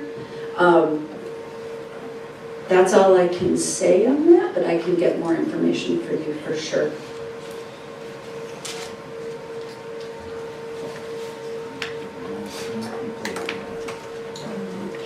I'm going to turn it over to my colleague Christine Vera.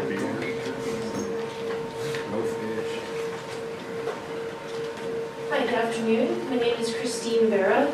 I represent both the Bighorn and the Shoshone National Forest in Wyoming. So the Shoshone kind of circles Yellowstone, and the Bighorn is between the 2 state lines in the northeast portion. I wanted to highlight some opportunities that we have on our forest. We've been working with Mike Catches the Enemy. He came over to a site visit that we had within Ten Sleep Canyon, looking at impacts from climbers on that landscape. So looking forward to continuing that work with Ruben. We also have the Medicine Wheel National Historic Landmark in the Bighorn Mountains.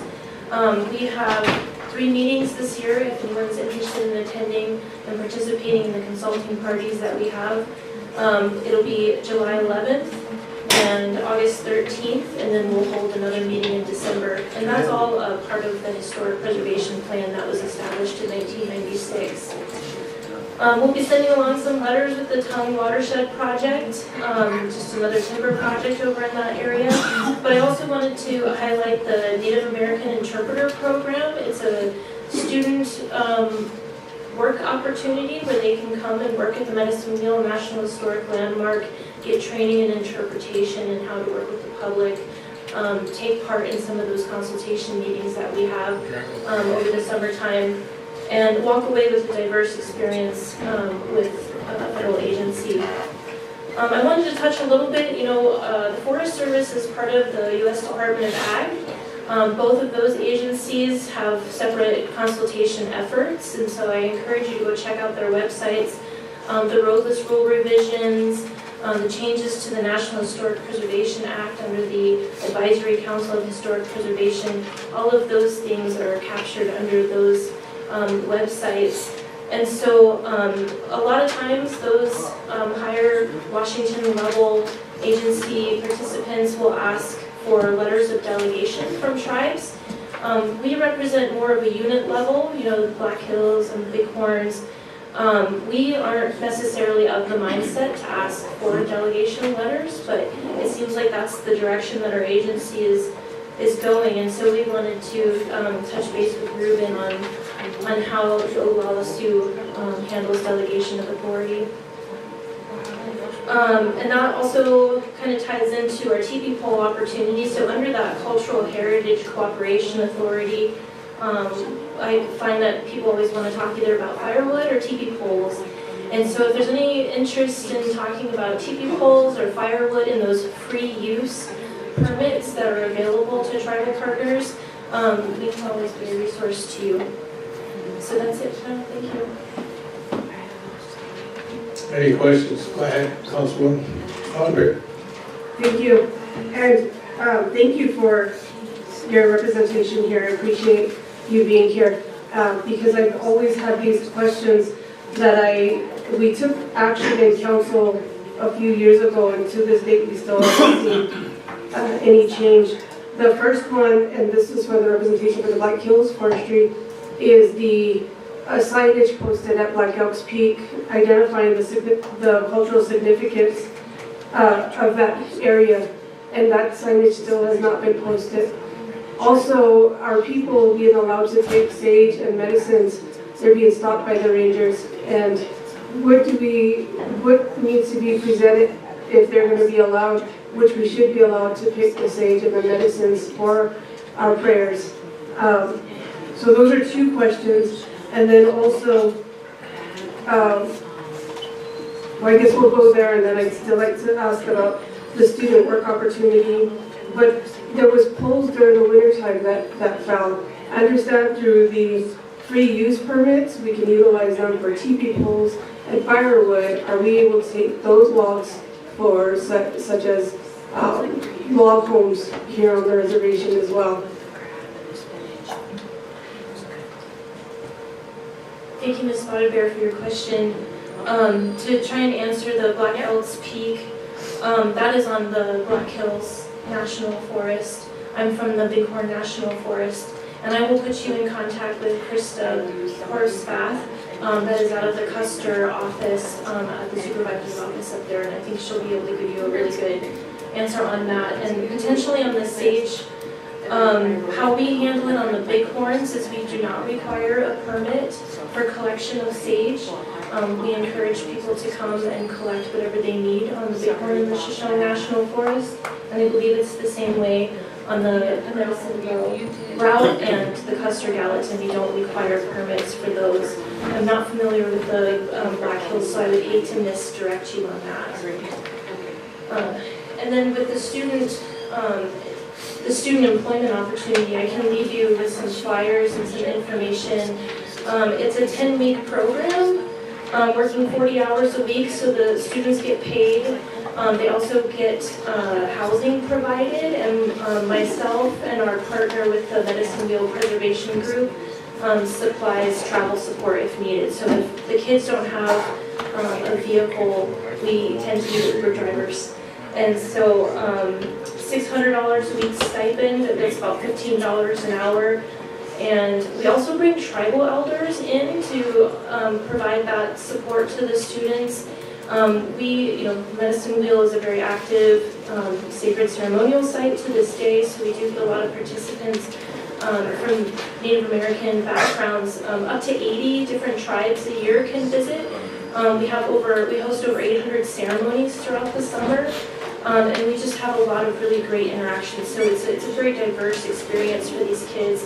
And we only choose 2, potentially 3 in the future to come up and spend the summer with us. I use some flyers, and I also have like a further, more detailed description of the work opportunity with this QR code that'll take you directly to the application.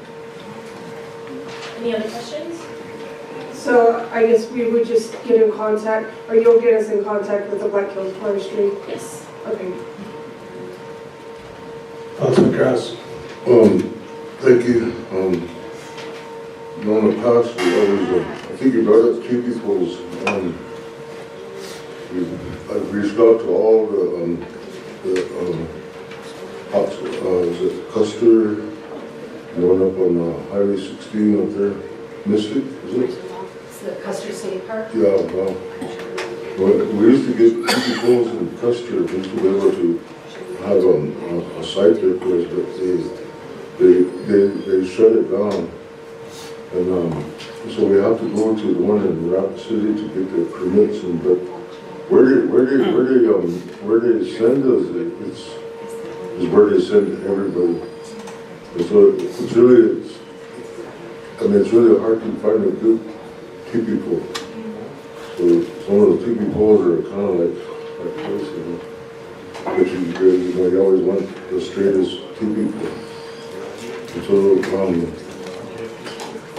how come we can't get on the southern part of the Black Hills or somewhere, another site besides the site that's up there by Nemo, I think it's that Nemo Road up there, somewhere's up there. So,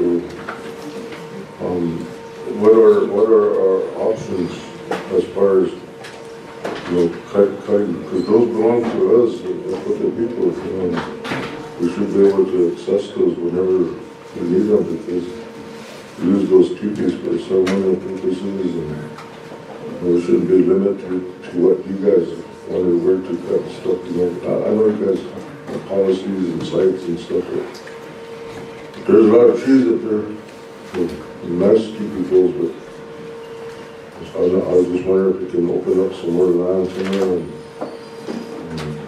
not limit it to us. Thank you, Mr. Cross, for the question.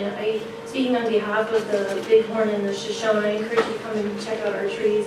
And we would love to have you. I know with the staffing reductions that we've had as an agency as a whole over the last year has really limited our ability to go out and say, well, this area would be really good for teepee poles in this area, because we're constantly trying to work for that timber output. We're required to have a minimum CCF that each forest produces.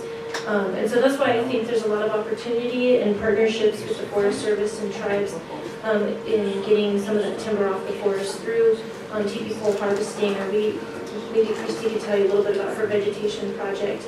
But I think you're right. I think we could work together to open up some more opportunities. Yeah, we have great teepee poles on the Medicine Bow National Forest, but it is a little bit of a travel for you. The closest forested area it's actually part of the Thunder Basin grassland, it's just south of Douglas, Wyoming. But we currently have a good neighbor authority agreement with the Kiowa tribe. They come up from Oklahoma, and they harvest over 200 teepee poles, and they take them back to Oklahoma. and they distribute them to families, and we pay them to do it. And that's through a good neighbor agreement, and that kind of ties into that Wood Innovations grant as well. And then speaking to Ms. Spotted Bear, you asked about logs for homes. That's something else that we could explore through a good neighbor agreement. Again, that's a funded agreement with a tribal industry or the tribe to come and harvest trees for specific projects and the scope of work. Anyway, all work in progress, and it would be good collaborative work. Well, it's kind of take a picture. Which way am I going? This way. I'm a bad Vanna White. I was not prepared. We can send this also in the digital format.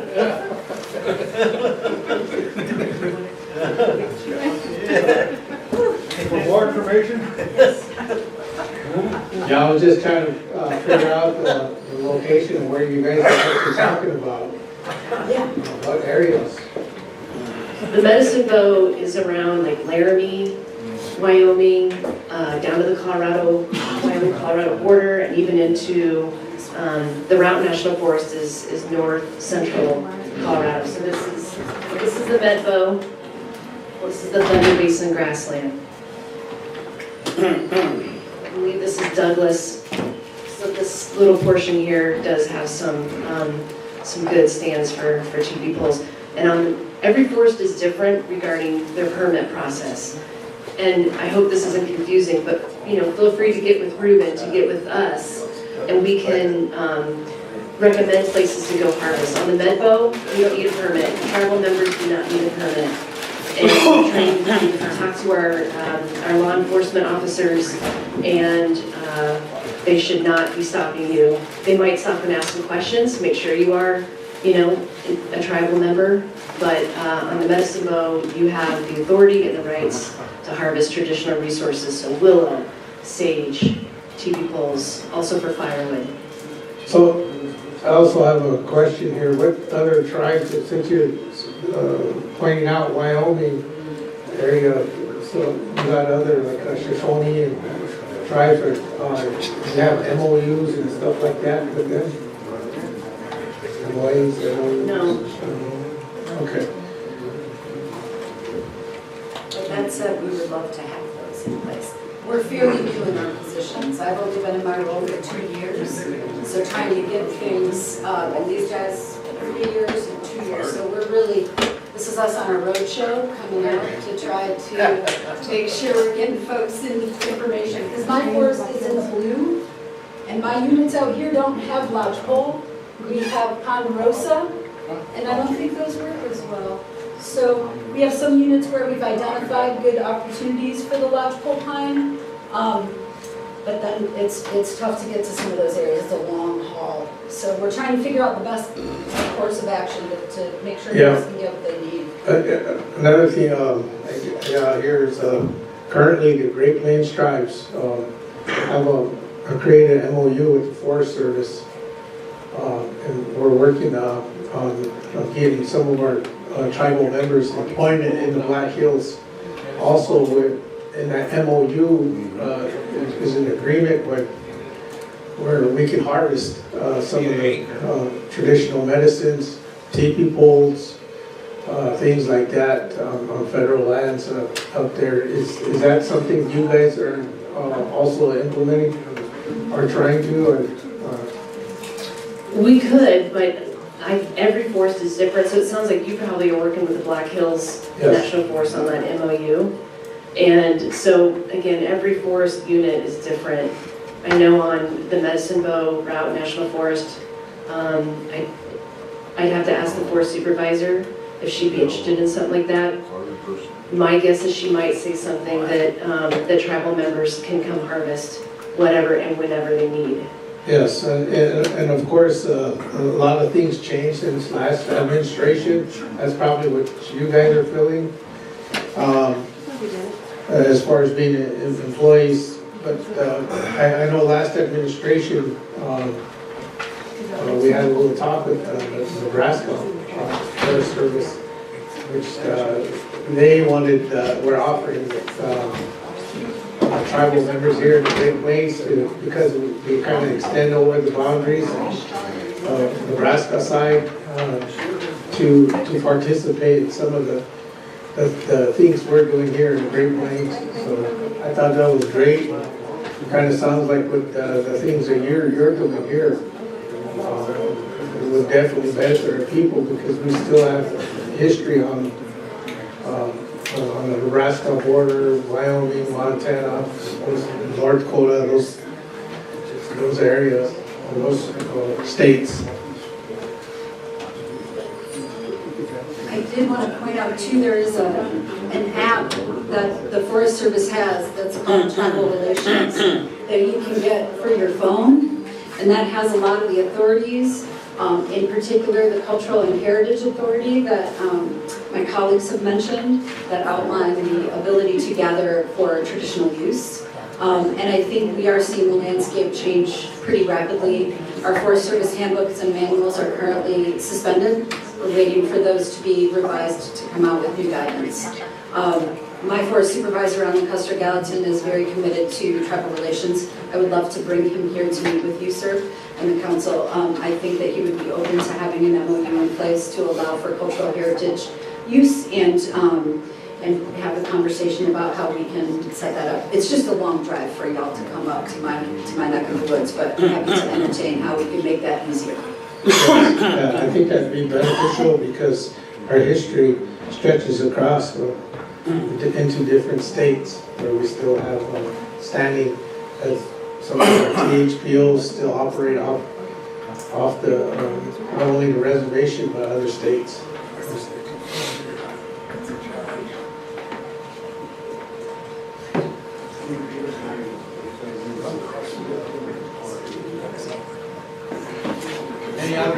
Any other questions? Go ahead, Councilman Cosper. Thank you, Chair. Thank you guys for coming and sharing this information with us. However,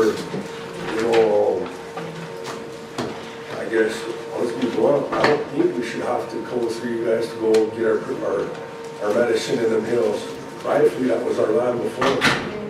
So, for you to say that, come to say that, we could just get a few keeper poles there, a little bit of sage there. You guys are going to come and put 3 of our college students.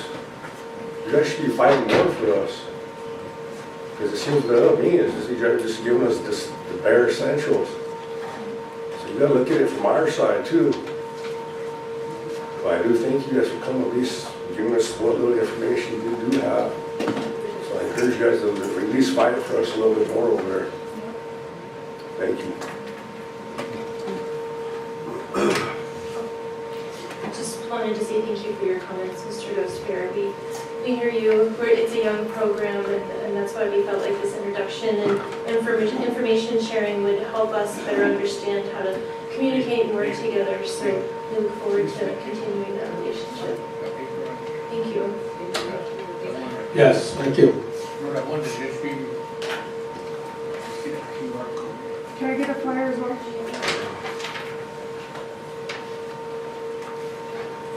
And you all are tribal liaisons? Is that what you?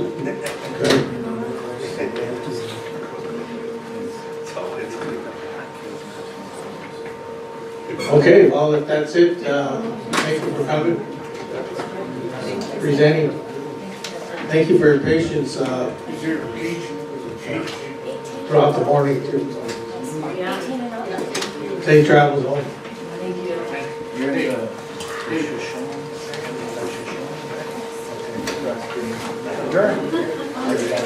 you.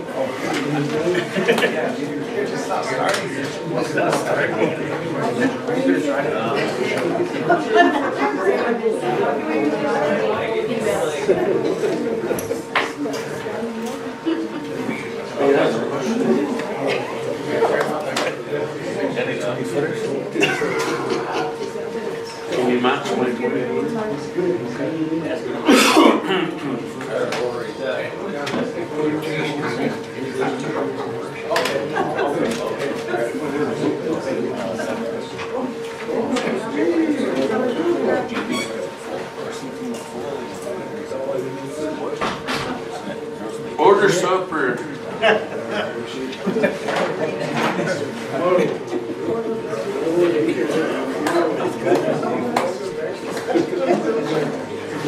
Okay.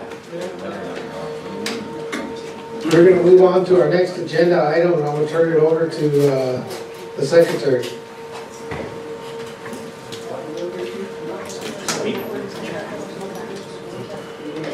And also, there was, for the record, we don't have any banishments. So we're moving on with the next agenda item, which is the secretary's office.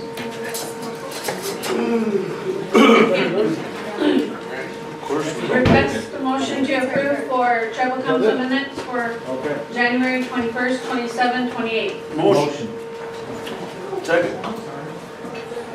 Motion by Councilman Lunderman, second by Councilman Standing Bear, Councilman Steele. There's no standing bear. I'm sorry. Standing Soldier, I'm sorry. Got you. Trying to read two names at once. Secretary? Donroy Gosper, Yes. Anna Halverson, Garfield Steele, George Dreamer Jr., Yes. Lyle Weston, Yes.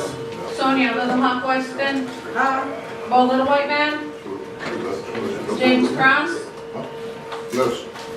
Troy Little, Norman Standing Soldier, Yes. Tyler Lunderman, Yes. David Poyer, Yes. Blaine Little Thunder, Good. David Kelly, Yes. Beef Randall, Richard Greenwald Sr., Julian Spotted Bear, Jackie Sears.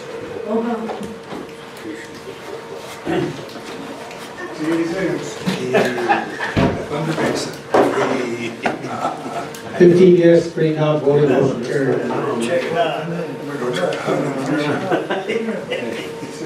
Okay, request for motion to approve executive committee minutes for January 7, 9, and 14. Motion. Motion by Councilman Standing Soldier, second by Councilman Weston. Roll call. Donroy Gosper, Yes. Anna Halverson, Garfield Steele, George Dreamer Jr., Yes. Lyle Weston, Yes. Sonia Little Hawk Weston, Bo Little White Man, James Cross, Yes. Troy Little, Norman Standing Soldier, Yes. Tyler Lunderman, David Poyer, Blaine Little Thunder, Good. David Kelly, Yes. Beef Randall, Richard Greenwald Sr., Yes. Julian Spotted Bear, Jackie Sears.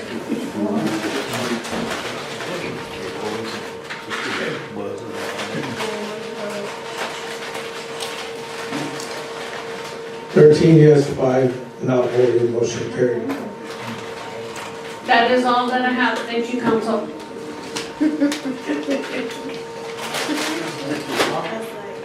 Okay, moving on, next agenda is Comptroller's report. Okay, I'll turn it over to you. Good afternoon, everyone. For those of you, and for the record, my name is Tony Montsville. I'm acting comptroller right now. I'll try to keep this as short and sweet as I can.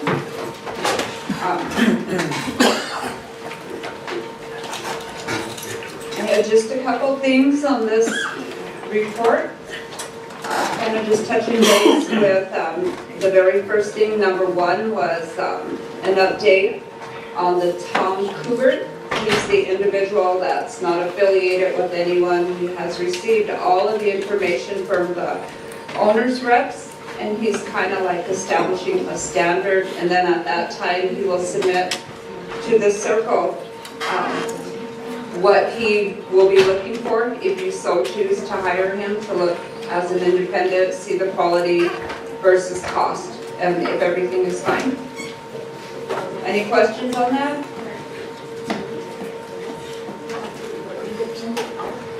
No. It's written, remember you guys wanted to find someone who, for the buildings, to match up? Yeah, and I gave the big report last week. We're good? Hashtag? Okay. The second thing is indirect cost rate. With that, it's right behind this, the cover page. And on there is, an indirect cost rate falls back 3 years. So if we say this is good, we have a few things that I'm arguing, and then here's what I'm arguing about is the districts. And anything with the word district, election, those types of things cannot be paid on the indirect cost. So that's what we're negotiating. But because 22 has been accepted, the audit, and 23 will be going, so add 23 and add 3 years, that'll be 26. So we will have that submitted in the queue with all of this. Okay, I have a question. Question? Yes, go ahead. I just wanted to ask you, so the 22 audit is complete. Did we get a copy of that? I don't recall us getting a copy of the 22 audit that was completed in December. It was filed date, did we get a copy? I know he went up and got a copy, but we wanted to know if we could get a copy. I think it was in Cora's report. It was in the December report. Did they date it just? Yeah. Okay, have to go back and look. If you would like something though, you're more than welcome, and I appreciate that when people come up. That way I know there's communication. Okay, 23 audit. Will be filed. We're in the final stages of getting it from Baker Tilly to Whipley, because we're on that deadline of April 30th. But I'm thinking, I don't want to jinx myself, but I'm thinking it'll be more toward the middle to have it complete. April. Okay. So I think we were kind of right on when we talked to our delegation in DC. We told them about April, that we should have our 23 audit complete. Right. Okay, so, because they questioned that. Well, it was in that letter that was that was the letter yeah. just recently that we got. No, it was before I got on. You guys, there was an agreement with BIA for council, setting a timeline. No, we just wanted to make sure that it was in April, because we did share that with the delegation in DC. Our 23 audit should be completed around April, they said. But they still want 24 and 25 done. Right. I think they want 24 and 23 for sure, because 25 is not even due yet, but it will be done this year. Yeah, we were also informed by IHS that 25 is due in June. I think each funding agency might each one be is different. So with IHS, they said it's June. They want 25 done. So that was something they told us when we were up there. So, but 23 is going to be done. Yeah, momentarily is what I'm saying. And 24, are they working on that now? Like along with 23? Where our cash accounts are about reconciled trial balances, we're working on 24 now, the cash. So once Baker Tilly moves that to Whipley, we've got teams already working on 24. So we're shooting for June for 24. For 24 to be complete. Mm-hmm. Okay, for 24. Okay, I just want to make sure, because we really want to make sure that our audits are going to get complete. I know you tell us verbally that we're going to be getting complete by a certain time. So maybe by finance committee meeting, maybe you could just bring us something, that your proposed dates that you think will be done. I sure can. I'll just get that letter, that same timeline that was agreed to with BIA. We're on it, but we're like weeks ahead, but I'm pushing to get even faster. Okay, and then the other question I have on the audits is the 200,000 I think BIA gave us for an auditing firm. Where's that at? What's going on with that? I don't move the money around, I just do the work. Cora can give you an update on that. Okay, but she gets her report. I just have to throw those out there. Thank you. Okay. Councilman Kelly? No, that was gonna be my same question. I do know we had money come in for an independent audit other than using Whipley over and over and over.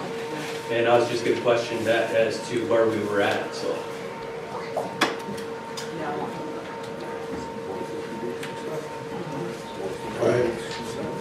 Okay, so the last thing I want to say about the indirect cost rate is all this time, Department of Justice, our DOJ grants have not allowed us or have not paid us indirect costs because we've never had an indirect cost rate for the current year that we're in.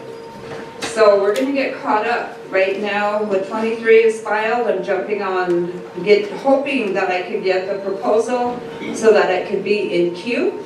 And I'm thinking it might be in May that we have 20, 21, 22, 23, and we'll be current, but I'd like to go after Department of Justice indirect cost. That's the last thing I'm gonna say on that. Broadband. Yesterday I received from Whipley, or from Gwen at Baker Tilly, kind of like our list that we're going to work with OLT, broadband, and the tribe and get that ready for the 24 audit. Any questions on that? Okay, then the next thing is the E-Rec update. We've got a contract. It will be signed, and we'll have a meeting time set.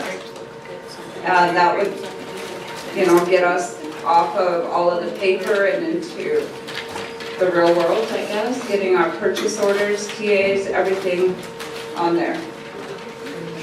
As you guys know, we had the meeting last Friday with our owners reps. That was something that this council wanted. Is there anything else further that they want to see? Councilor Spotted. Is this regarding the facilities? Because otherwise, I just want to say thank you. I look forward to hearing the outcome of the negotiations for our district cap service centers. There's a big question looming on what we're going to do moving forward with them. In regards to the buildings, with what is happening out there and individuals meeting in the middle, i.e. OLT and Golden West, hitting D-marks and whatnot. The biggest move is ensuring that these buildings are done in a timely manner instead of bringing change order after change order, because this is 4 years in the making for 10 buildings, and I'll keep calling them that because they're 10 buildings. And so I look forward to the negotiations, and I look forward to hearing more of an update from our multi-purpose facilities. My motion is to approve our report.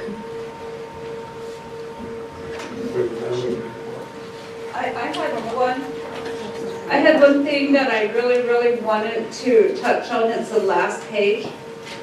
It was a letter that we got from BIA yesterday. And it's regarding communication.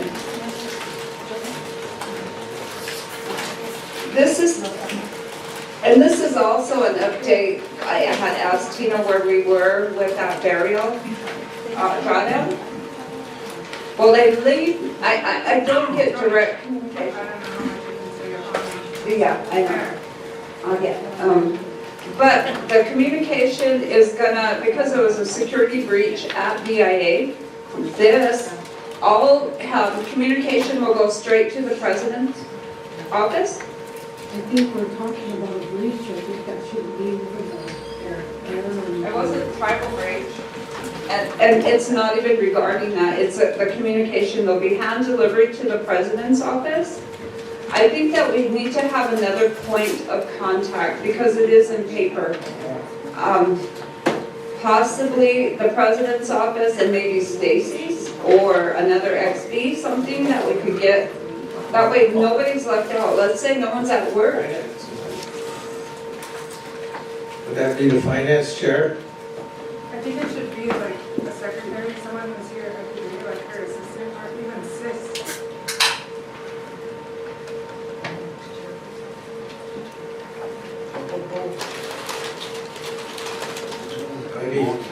suggestions? Sonia. Here, this way.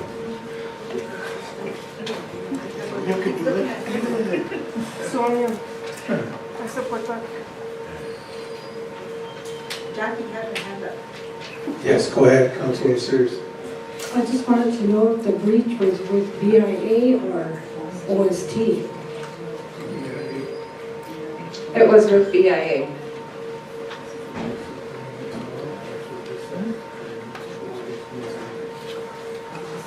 Since Yom's here, every day should be a Yom. Once a week. Once a week.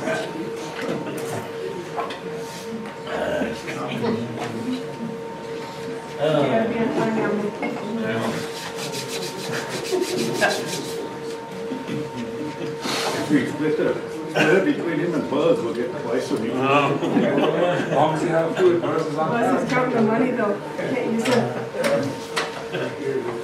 I was here today, man. Here today, Buzz. Am I I done? was here. Yeah, Councilor Kelly. Your second to the last page, Sean, Yeah. can you explain that just a little bit further? The one referring to the stale check policy, voucher process. Okay, I will, but let's get a conclusion on this. Will there just be the hand delivery to the president's office, or can you go to Alicia's office, or Stacy's office, and Cora's? Because it all, if they say they're dropping them 22 million again, how are we gonna know to do that drawdown if we're not getting notified? The secretary's office. I thought we had a process in place. We do, but, excuse me, sorry. Yeah, but until that issue is dealt with at BIA, they gave us this letter, it's on the back page of my report, and that means they're gonna hand carry everything to your office. But what if you're not there for some reason, or no one's in your office? Can we have just a second office? And then who will be receiving it? Because a lot of times it should be the president's office, the treasurer's office, contracts, myself, and probably finance, both.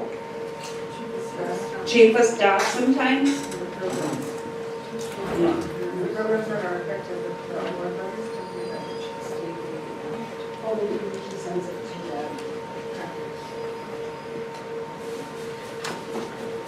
the hand is raised.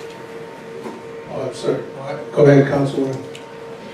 The secretary's office, since they're in charge of archiving, they should be a part of that whole process as well. Does that require a motion? Does that need action taken in here? So I have a motion on the floor, but if that needed to be done to be in support of receiving 80 notification, my motion is to have the secretary's office a part of the communication flow process. Would that be the executive board in general? It would make sense, so all eyes are on it. But if the secretary archives, she should be a primary.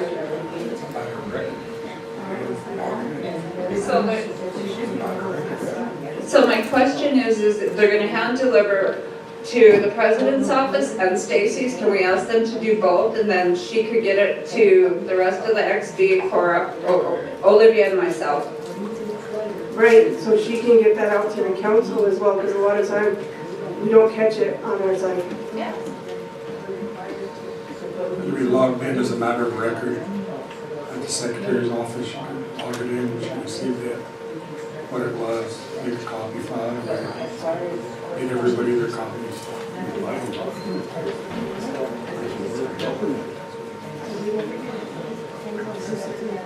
Okay, so that's your motion?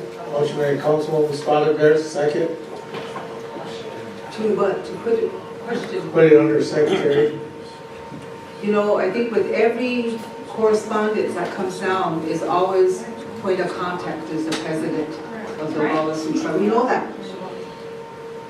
But what we're doing here is something that the superintendent wrote, saying that everything will come to the president's office with, they're gonna hand carry it over. we're not gonna probably email it because of the cybersecurity issue. So there's no reason to go along just going along with what they want. You know, we wanna add in this secretary, then there's gonna be time Stacy's gonna be gone too.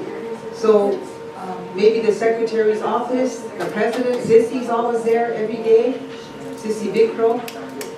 Yeah, she's a Secretaries, permanent her secretaries, workers are there. So if somebody gets it, I'm sure Stacy has them log it in. So we have to go along with what the BIA is saying. You know, there has been So I'm just gonna interrupt right here. I think we need to go into executive. yeah, I think we do too. For what? I'm here every Why do we need executive? Just based on some of the information that's kind of confidential. Buzz is here every day. All it is, right? All we're talking about is delivering the letter. We can explain that in executive. Let's go to executive, let's keep moving. I need a motion. Motion, Wait. We got 3 hands popped up. pick one. Okay, Councilman Lundgren, motion by Councilman Lundgren, second by Councilman Randall. Roll call. Donroy Gosper, Yes. Anna Halverson, Yes. Garfield Still, No. George Dreamer Jr., Yes. Lyle Weston, Yes. Sonia Little Hawk Weston, Bo Little White Man, No. James Cross, Troy Little, Norman Standing Soldier, No reason to. Tyler Gunderman, Yes. David Poyer, No. Glenn Little Thunder, David Kelly, No. Steve Randall, Yeah. Richard Greenwald Sr., No. Julian Spotted Bear, No. Jackie Sears.